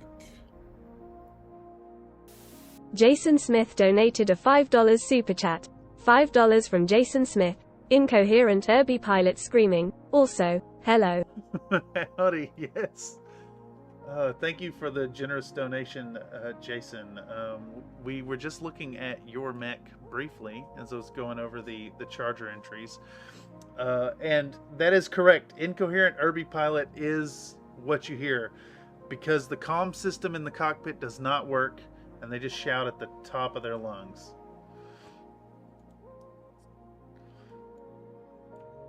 How does this work? YouTube.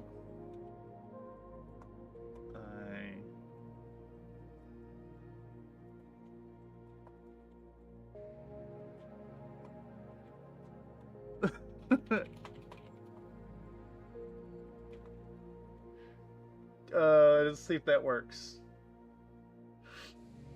Let's see if that works. Let's see if that works.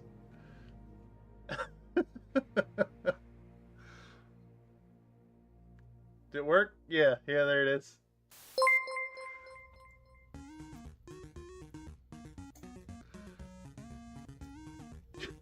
So thick. Country Fried Minis donated a $5 super chat. $5 from Country Fried Minis. YouTube suggested I celebrate your first super on a stream, so here I celebrate it by giving myself money. Like, how much sense does it make that it has this little pop-up that says celebrate their first super, and then it's like, do your own super chat?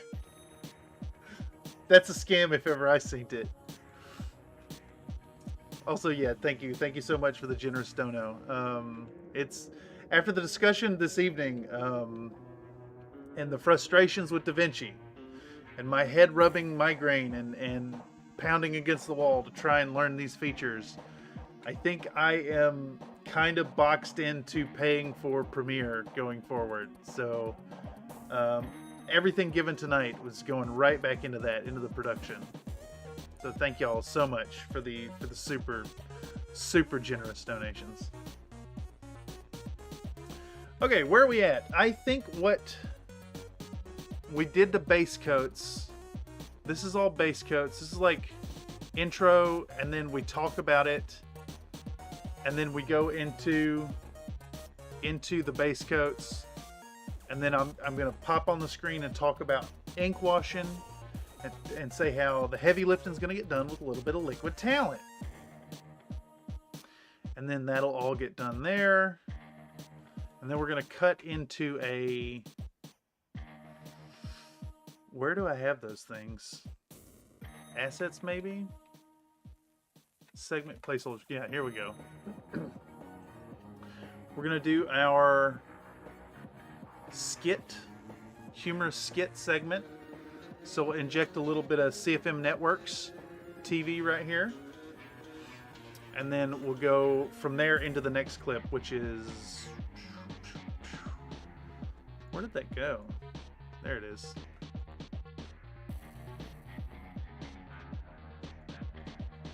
$50. Okay, so we're pulling out the Warboss green. Am I actually applying any to the models here? It's a very short clip, so I don't know if I'm actually applying any.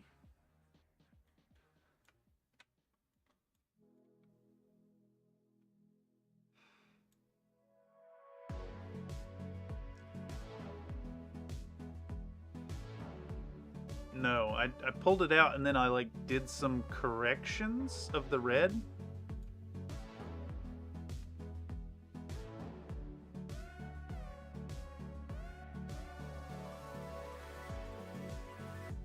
Okay, I'm actually putting the green on there. That's fine then. Okay. So what we want is right here where I reach at the camera. We'll find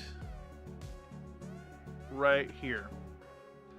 Zoom in, razor blade. Get rid of this. Slap that there. We're going to advance. Oh, it's so good to be able to... Alright, so one thing I kept complaining about right here. DaVinci Resolve, you click the playhead position and then you have to type the whole number. Premiere, I can double click here and I can edit one number like it's a text field and get instant results and not have to memorize the numbers.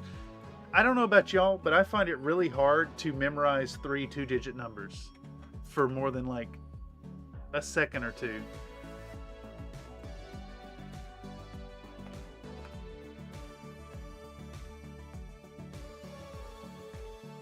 Let's see what this 5 seconds looks like right here.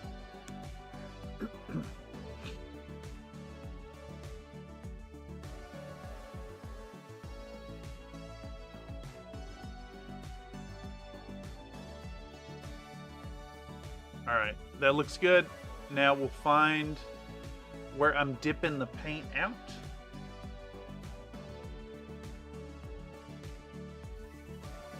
That's a lot of dead air there. Numbers are hard. Yeah, remembering the numbers is the really hard stuff.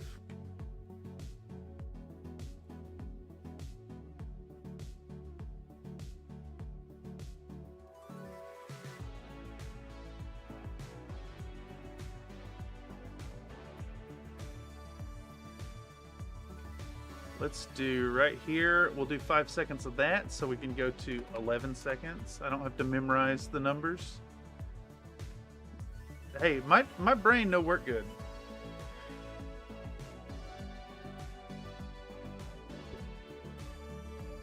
Yeah, we're gonna scoop out a little green.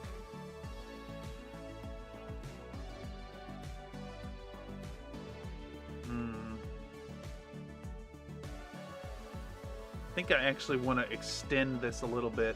This is another feature. I don't know if DaVinci's the same way. It might be. But Premiere is non-destructive. So like, even though I've razor bladed off this little bit, I can come in here and I can drag the back end and expand the few frames I want. So like there was about half a second where I'm pulling away with the green, which I wanted to do. All right. Who next? Where's next? Alright, this is where I start messing with red, even though I was working with green. So we want to cut along to... Where's it at?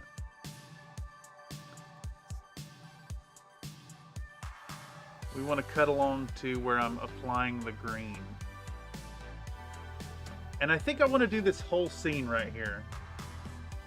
Like, it's actually a really good opportunity to kind of talk about how important it is to to get your model in a comfortable position where you're not going to make the spill over. So I like that. I like that a lot right here. We're just going to run this whole thing here, I think. The readjust is really nice.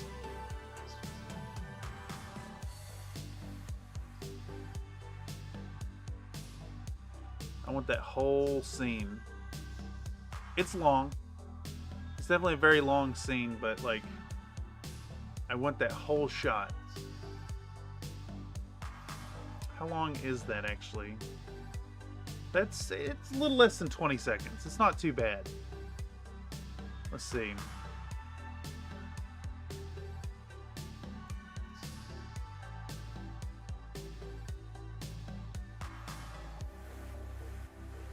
I'm also realizing, I think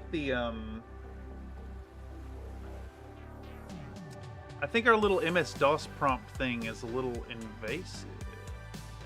Let's shift that up a bit. Where's that? Right here? Try to get that a little further up and out of the way. I gotta zoom in on that.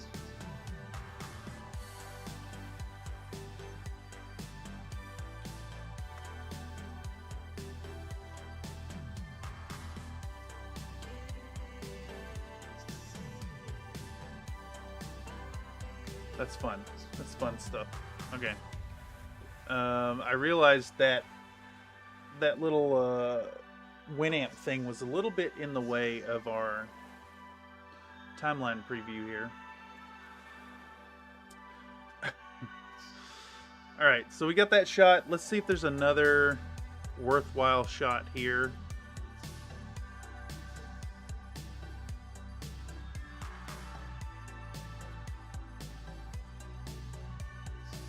That one's kind of obstructed. That one's a little too obstructed. What about right here? I like this, like, trying to angle things correctly. Yeah, let's do that whole thing. Trippy long. Yeah.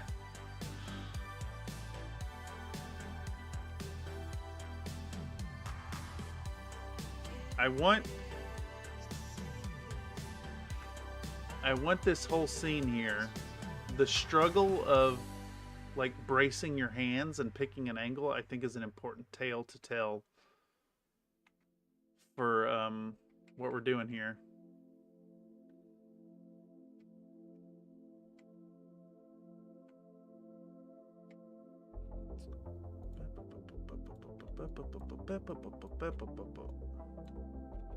Alright, yeah, let's put that in there. There we go. Save progress. What are we looking at? What are we looking at? Secondary video production. Let's pull up Urbies. Yikes. Sorry if I hit the microphone. This was 637. 183637.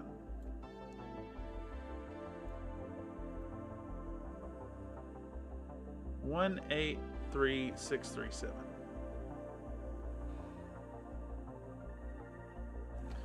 183637. 183637. Oh, it's already selected. How about that? Boom. What's this clip here? Xandri dust, thinning it out. Are we dry brushing? Is that what's happening here? No. I thought I dry brushed this mech. I'm just reestablishing base tone. Interesting approach. Okay. Simple enough. Simple enough. Damn. Let's set this to 50% scaling. So it's now scaled down to 1080p. We're going to pull in the Xandri dust. We'll do a nice clean 5-second clip. Let's see if 5 more seconds has us getting it on the palette. It does. do that right there. Boom. 12 seconds of that.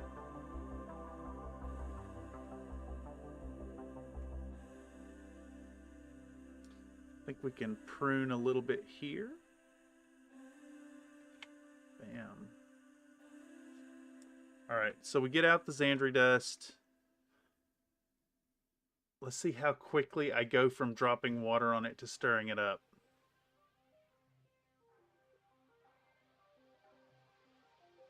That's pretty good.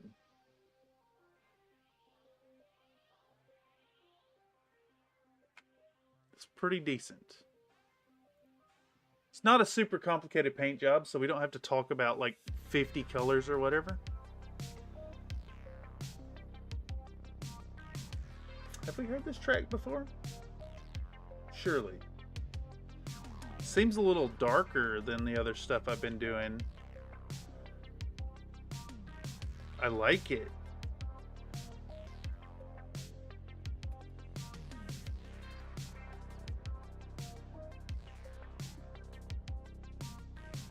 Okay.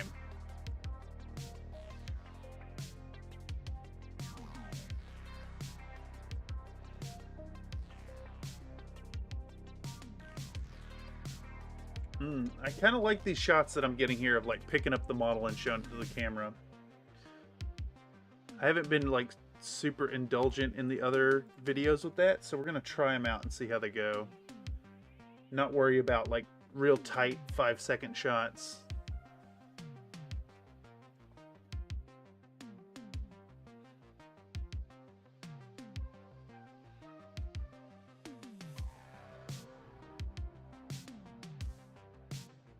That's great. That's a great shot. Bam. See, nice clean moment. I'm painting for like not in 2-second sprints.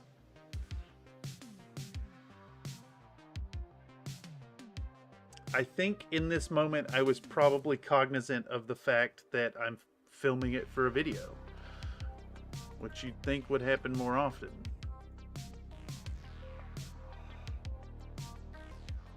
And I think we'll get a shot here closer to the end of this clip where the tan looks a little like more developed. Right there looks really good.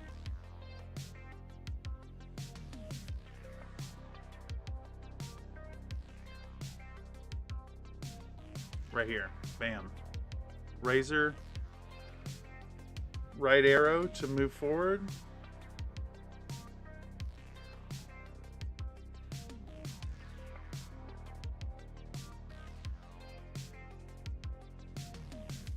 Looks good. Boom, we'll take it. Wow, that's cut down. The video length is only about 6 minutes right now. What was that? 183,637. So we've got... Wait, what? That can't be right. That can't be right. That can't be right. 733. This should be closed. 733. Okay, yeah, I'm a video behind. This video actually only has another 23 clips to cut through. So I think we could make this one a nice 20-minute-ish. Little bit of a shorter feature. I guess it makes sense because there's only like 2 main colors on the project. What is this clip now? We're gonna get this boy back out, and we're gonna what? Paint a little bit extra underneath. I think we could just skip this video actually. Oh no. I need this like finished up tan shots. Yeah, let's do it. Let's actually do one more shot. Boom. Let's delete that. Let's click this. Effect controls. Go 50% scaling.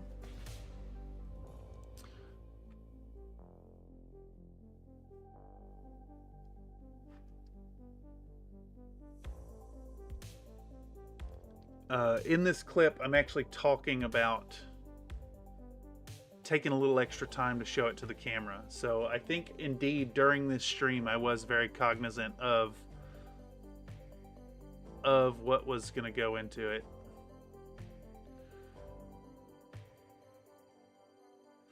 We'll do this shot right here on into the turnaround and reveal, and this shows the nice opaque color with the little bit of shading. I think that's a good establishing shot. Damn it. There we go. Boom. How long is this segment?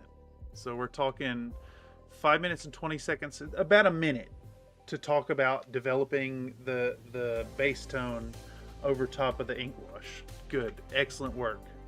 Next. Who's next? We're doing the same thing with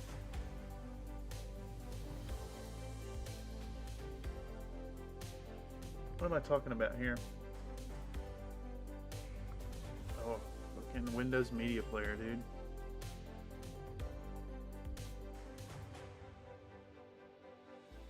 Dark vermilion to the camera. Get the stuff out.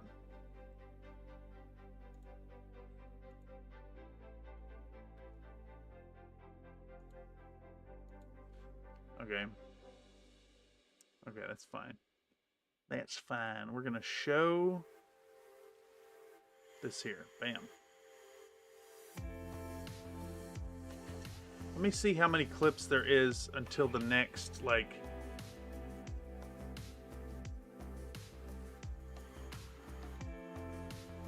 reestablishment of shot.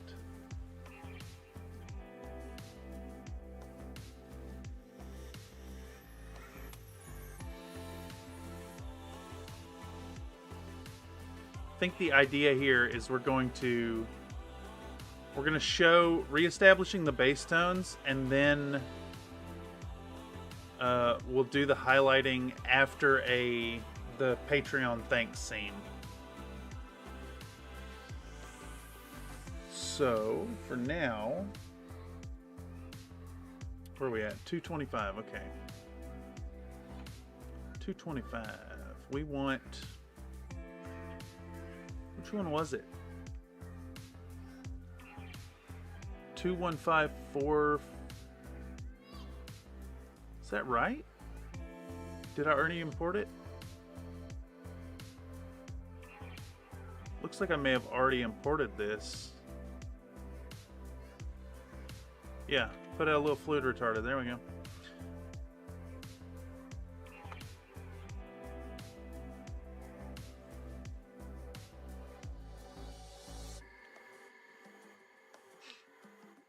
Anyhow, I hope you're all doing fine tonight. Having a good time. If you're finding this via the algorithm and have made it this far into the stream through my spitting and cursing and frustrations, know that this is a place where you can get your 2 cents in on the video production process, as well as a place you can share on the Discord and have your models posted on stream. Check out the link down below in the description.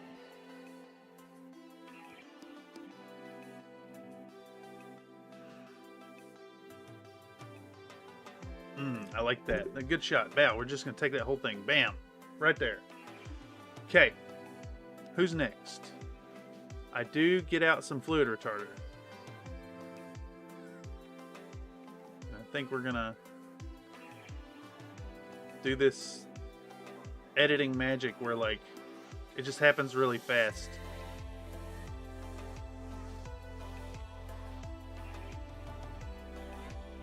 Like, inhumanly fast. Blink. Can we do the one drop? I wonder why I chose to do the fluid retarder there instead of just water. I guess the logic was I was going to be working on 4 of them at the same time and didn't want the paint to dry out.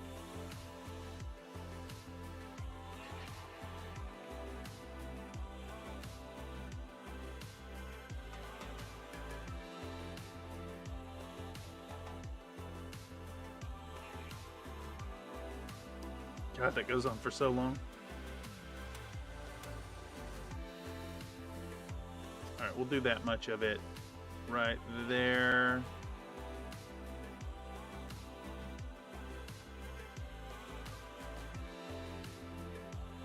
Delete that. Put this in. Let's see what that looks like. So we pull out the paint. We squirt the paint on the palette. And immediately, like inhumanly fast, grab the fluid retarder. And then we put a little droplet. And then we immediately, yeah.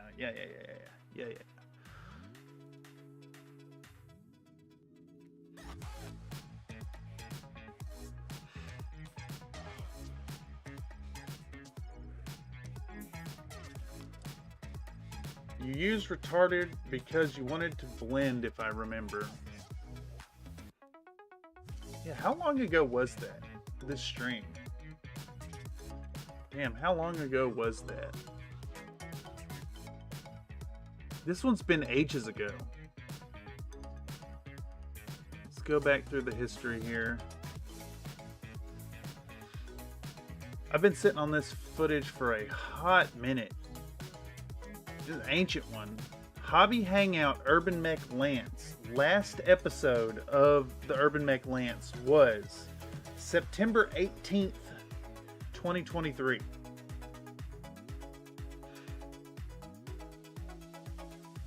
Good Lord. Yeah, I think it did start in August. Started late August and went through September. Because it was like 4 episodes or something on the stream.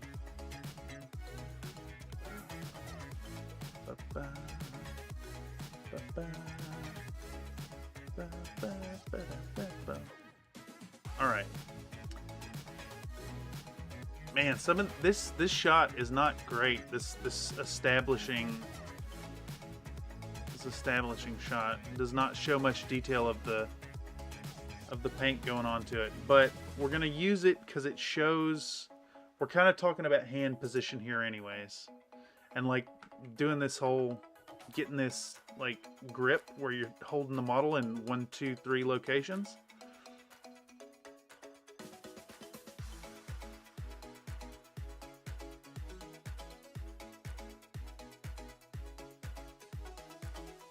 We'll take that shot, but then I did the whole like only paint for a few seconds thing. That one's actually pretty good. It shows getting rid of the shadows there. We'll do that shot, and then we'll do one more good one towards the end of this, I think. The show's kind of developing the opacity that we're after. I can always tell when I'm talking about something too, because I'm gesturing at the camera. Those are all out of focus. That might be a good one, right here. It's in focus. Also, I like the tilt and the repositioning of the hands. I think that's the important tale we're telling here anyways.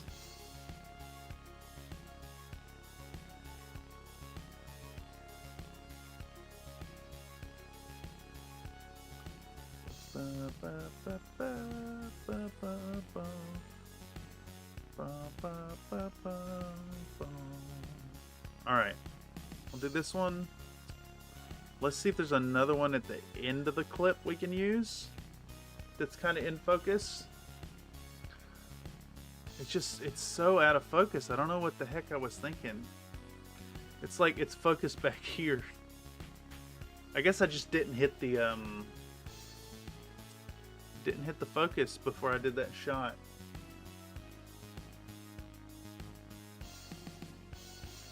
That one's okay. How out of focus is that if I zoom in on it? It's usable. It's usable. We'll take it. We'll take it.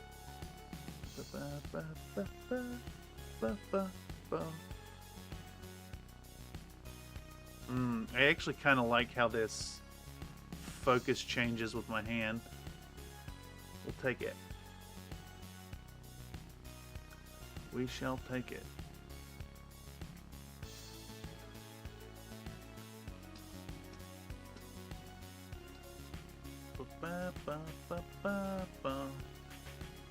Project update in the hobby corner. Let's check it. The hobby corner, yes. Hobby corner. Hobby corner. Let's take a peek.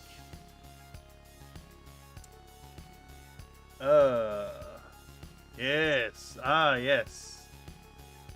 My computer locked up for a second there. We have an update from Nate. It says, "What madness have I concocted? How hard will I go for a stupid bit? Here is an answer." Let's see. What do we have here? Oh, let me figure out what's going on here. This looks like your hobby corner. All right, there's a hobby corner going on. There's some projects in the background. There's your stuff here. This is a clamp. This is a clamp, right? Is that? Am I understanding? That's a clamp holding a clamp, holding a phone mount.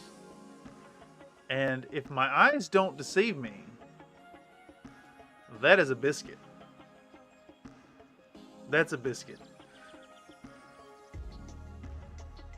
Oh, I love it. I am anxious to see what happens from this. Very fun.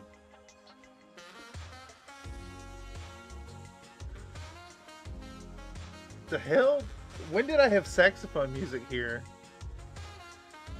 Who is this? This is Lupus Nocti with some saxophone music. What?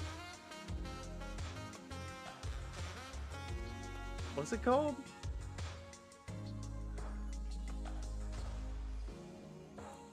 Solitary Moments? Is that what it was? Solitary Moments. Solitary Moments. Lupus Nocti. I don't know about y'all, but I definitely don't hear saxophone music when I'm all on my own in a solitary moment. Another Nate says, a clamp holding a clamp holding a clamp on phone mount. Yes. Yes.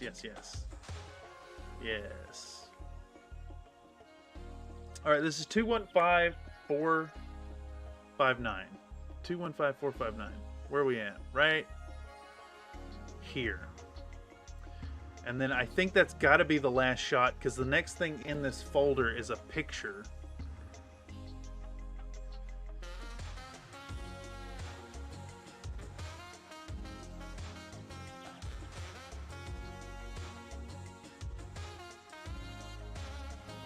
Smooth jazz, man. Smooth jazz.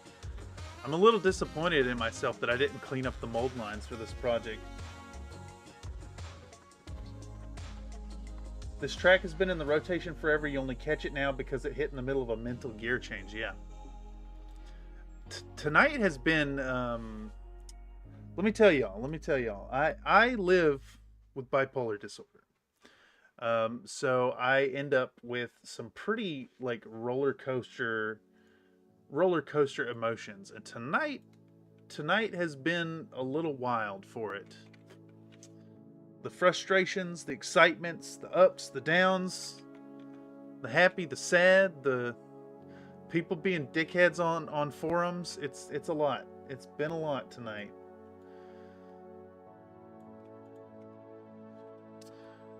But that said, I wouldn't trade this mental malady for nothing, because I do occasionally get the joy of experiencing manic happy moments,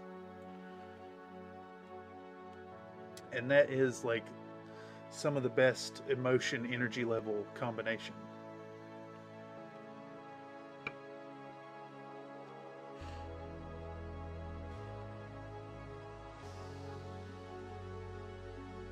Okay, so we got our jet exhaust. Let's prune a little bit off the front end of that clip to get rid of the dead space. You know, like the video game. And we're going to show it to the camera. Hopefully I drop it on the palette. What am I doing? What am I doing here? Why am I talking about it instead of just filming it? For fuck's sake, Cameron. What if I guess there was some already on the palette. Yeah, there was already some on the palette is why. So let's actually just take 5 seconds of that.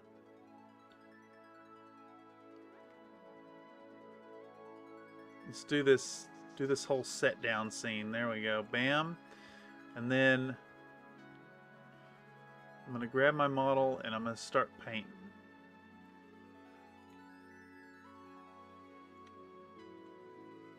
Let's see.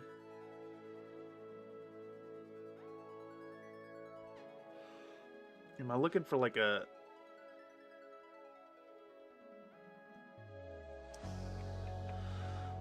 I did the thing again where like I do all this setup and prep and then I film 1, 2, 3 seconds of painting.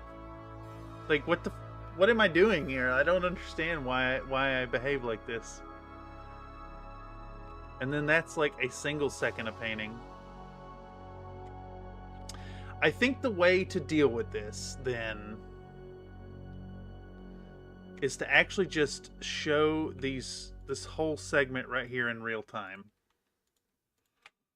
Let's take a peek later in the clip and see if there's a better few shots of putting the metal on. Like maybe right here on this guy. Right here, let's see. Do I have like 5 contiguous seconds of painting? 1, 2, 3.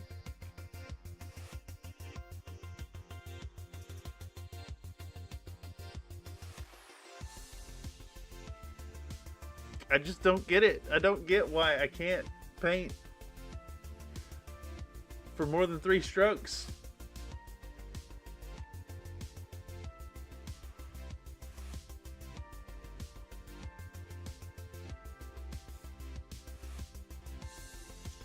Okay, so I think I'm falling back to my initial thoughts here. I think what I'm going to do is just capture this whole scene right here where I rotate it a few times. So right, is it just right here? Yeah, okay. We're just gonna take this whole thing. Why do you like this, Mom? Yeah. Alright, yeah. I'm just gonna take this whole scene and give it like 20 seconds, 25 seconds. We're gonna capture all the angle changes. And the fun technique that gets used here. There we go. Let's just take that whole shot. Bam, just like that. How long is that? That's almost 30 seconds. Actually, let's just extend it to 30 seconds. Let's see. 7:47. No, I think that's perfect. Right there. Well, yeah, boom. Cut it right there. That's good.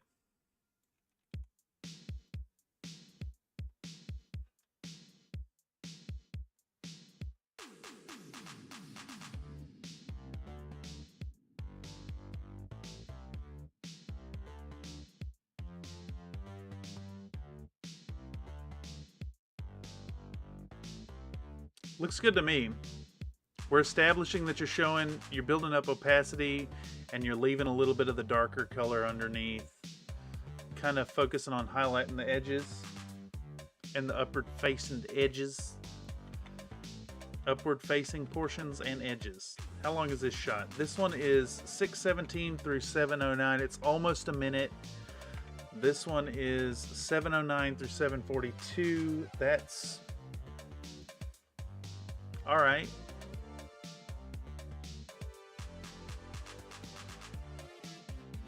I don't know if I need to spend any longer on this clip, honestly. Maybe we'll paint on the missile man because it's fun. Because he's a fun little sculpt there, little Urby boy.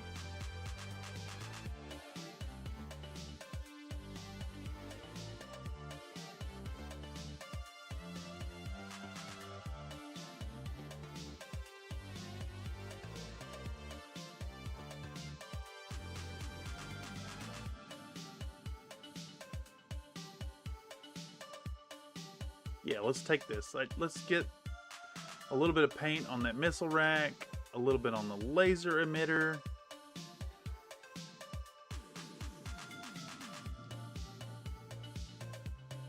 Yeah, I like what we're doing here. It's good. Perfect. Set it down. Cut it off. Bam. We have established a shot of talking about the metallics. Dunsky.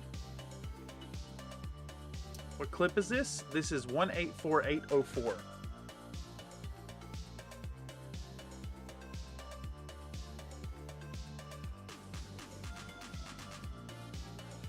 All right, and then we go into highlighting. So what we'll do here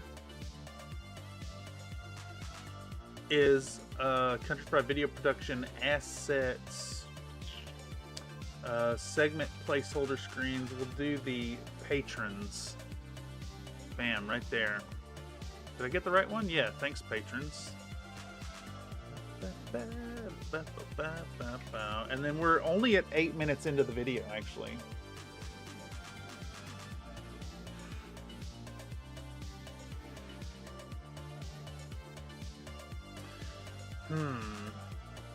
Patrons should definitely be like in the middle of the video.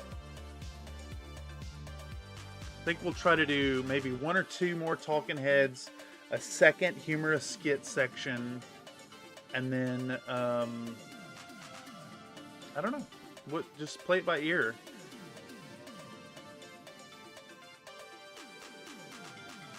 What's next? Who is next? Secondary video production. No, it's in tertiary. No, it's in secondary. All right. Which clip is this? This is... It's not up there.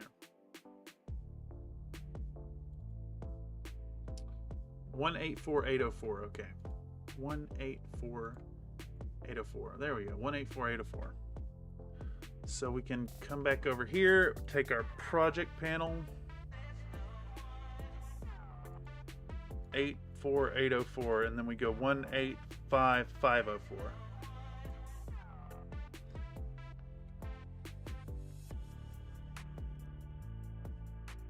Oh, switch my patron name to my YouTube name because it's dumber. Okay, I will.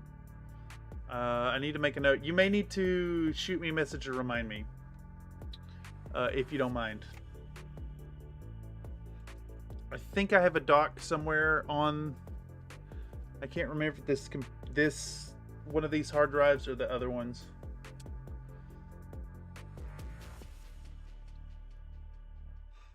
Let's save this. Where are we at? Let's take a peek at...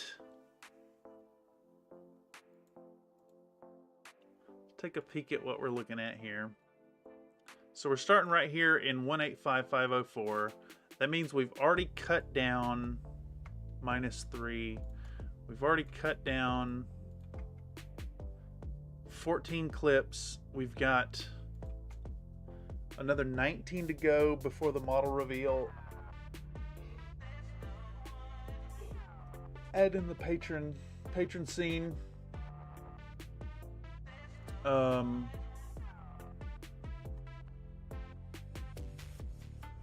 Yeah.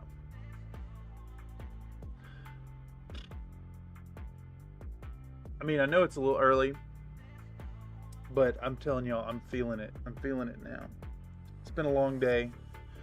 Between the Sod9 stream and this one, it's been a long day. It's been a long day of involved in content production.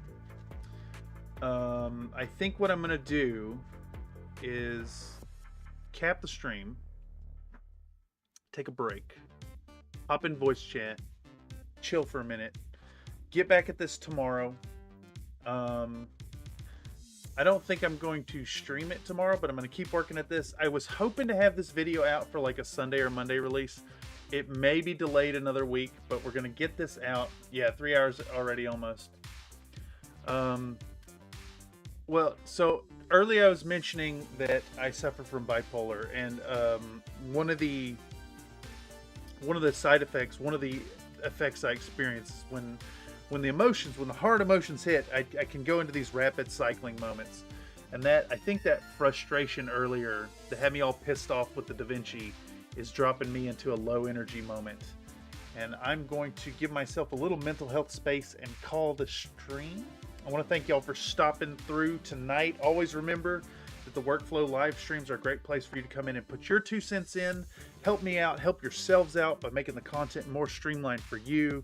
Share your stuff in the Discord. We'll talk about it here. The Workflow live stream is the raw back door. It is looking behind the curtain. It's seeing what's going into this. The frustrations, the happiness, the excitement, all of it. It's right here. So, as always, I want to thank y'all for stopping through. Brings me so much joy to hang out with y'all here when I'm working and doing the tedium. We're going to get this out. We're going to get some more content going. I'm going to be back on these on the regular. Keep an eye out for me on the TechnoRTN streams, on the Sod9 streams. We'll do some video game stuff, and we'll have some more stuff going forward. I think I'm coming up out of a funk and heading towards some upwards momentum here on the channel. In any case, I've been Cameron on behalf of Country Fried Minis, working once more at the Workflow station instead of the Bullshit Corner 2.0. I want to thank y'all for stopping by today, and I'll catch y'all for the next one. Alrighty. See y'all later. Bye-bye.